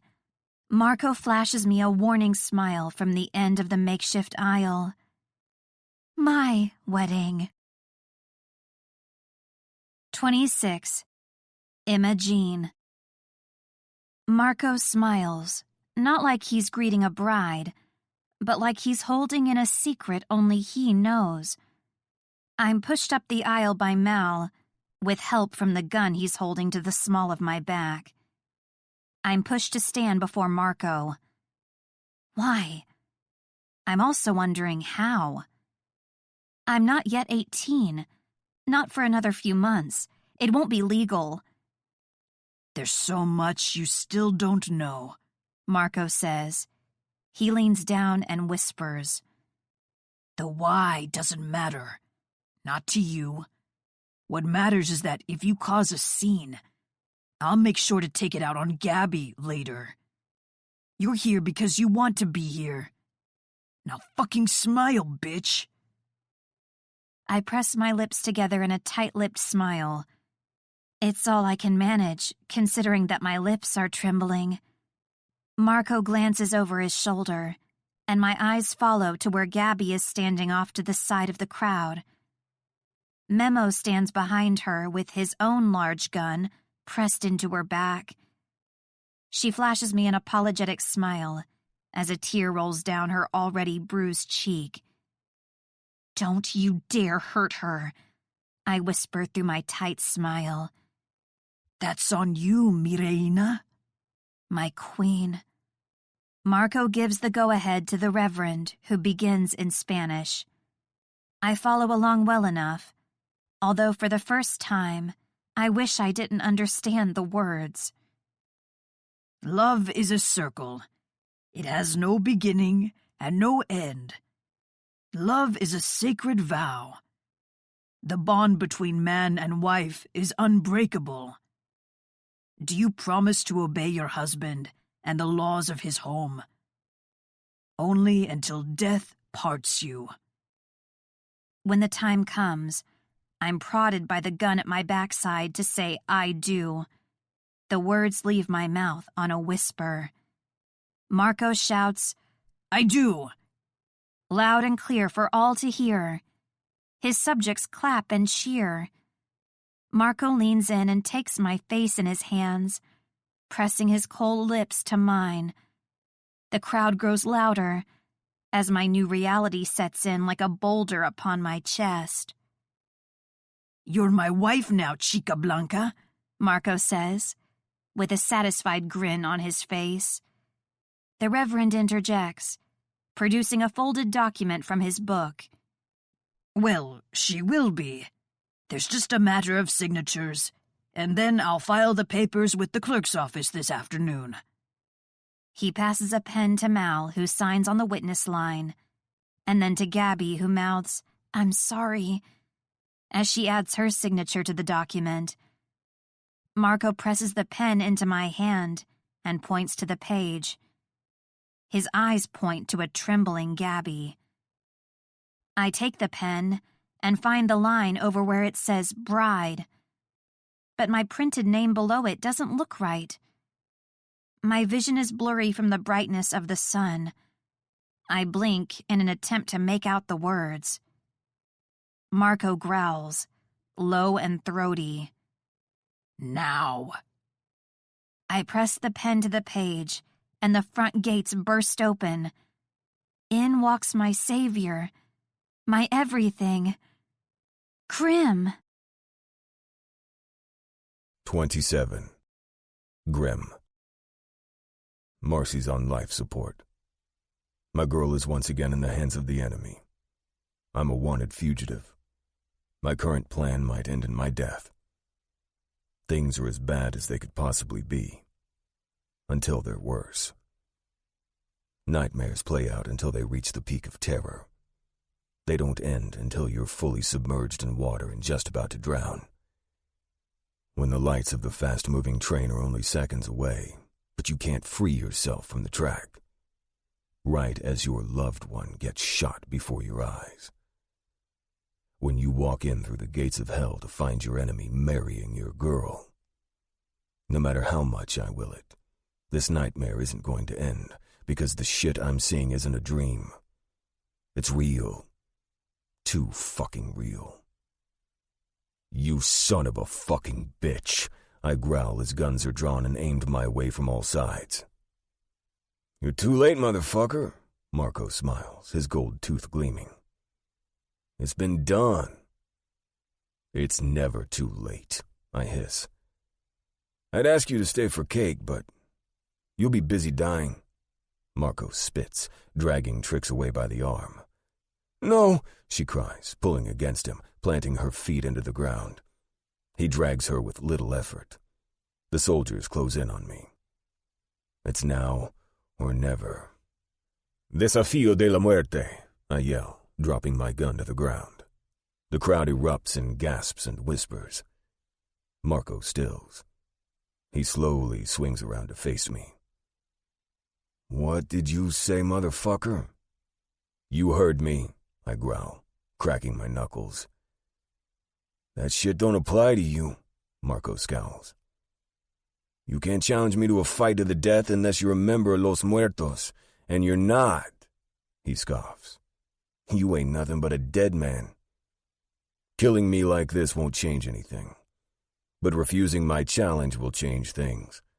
Like how your people will see you. You'll always be weak in their eyes.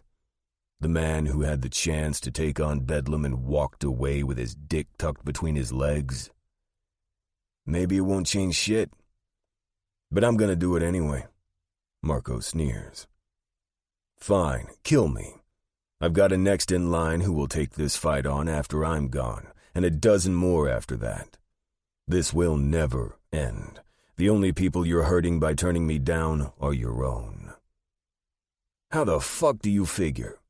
Accept the fight. If you win, Bedlam's business is yours. The guns, the casino, the brothel, all of it. You think I'm going to fall for that? Marco hisses. Like I said, you ain't one of us. You can't challenge me unless it's to a contest on who can hold their breath longer. He snaps his fingers. On second thought, you're about to win that one. He signals to Mal, who raises his gun to my head. Wait, a voice calls out. It's feminine, but it's not Trix. I don't see the owner of the voice until she pushes her way into the center of the crowd. It's Gabby, the real Gabby. Marco's right. She's defending him. Maybe Trix was wrong about this girl. A challenge can only come from a member of Los Muertos, but the person challenging leadership can choose a proxy. Gabby interjects. Maybe not. Marco releases Trix to get in Gabby's face. You're not a member, Gabriela. Stay the fuck out of this. Gabby stands her ground. She points to Trix. No, I'm not a member, but she is.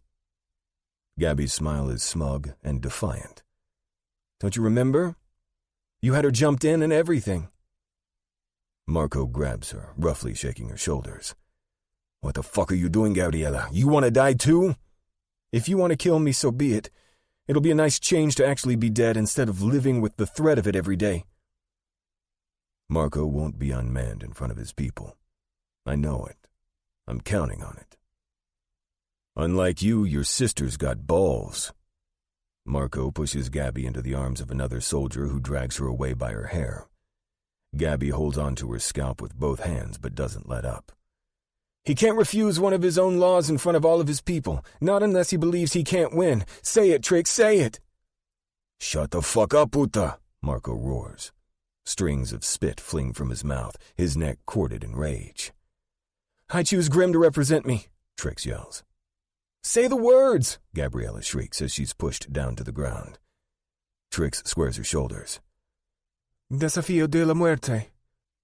You think you're so fucking slick, don't you, EJ? Marco sneers. You want to challenge me? Fine. I was going to be nice and have the boys take the Bedlam bitch out back to kill him. Now, you can watch me kill him myself.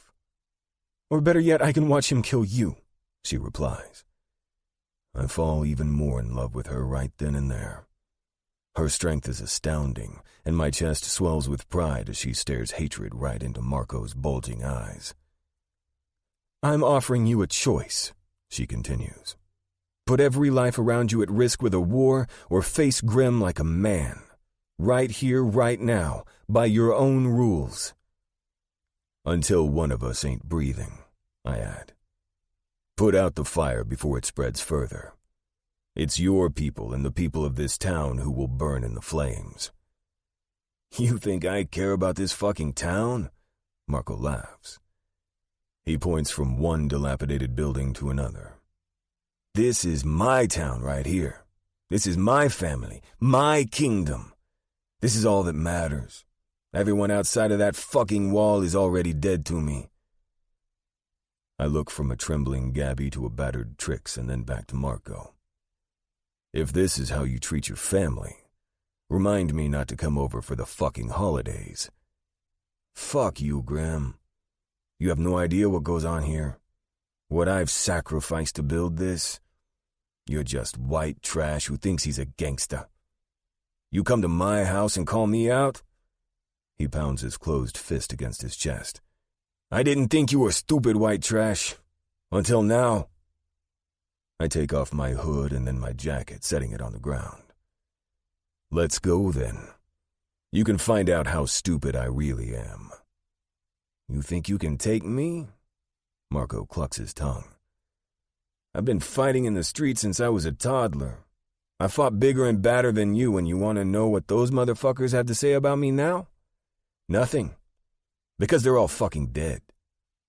I shrug. You want me dead? Here's your chance.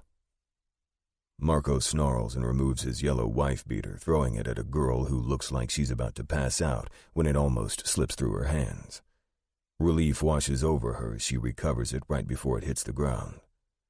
The crowd grows thicker before erupting into whistles and shouts as Marco and I reach the center. People stand shoulder to shoulder to get a better view of Bedlam versus Los Muertos. Marco cracks his neck. You want to die tonight, Grim?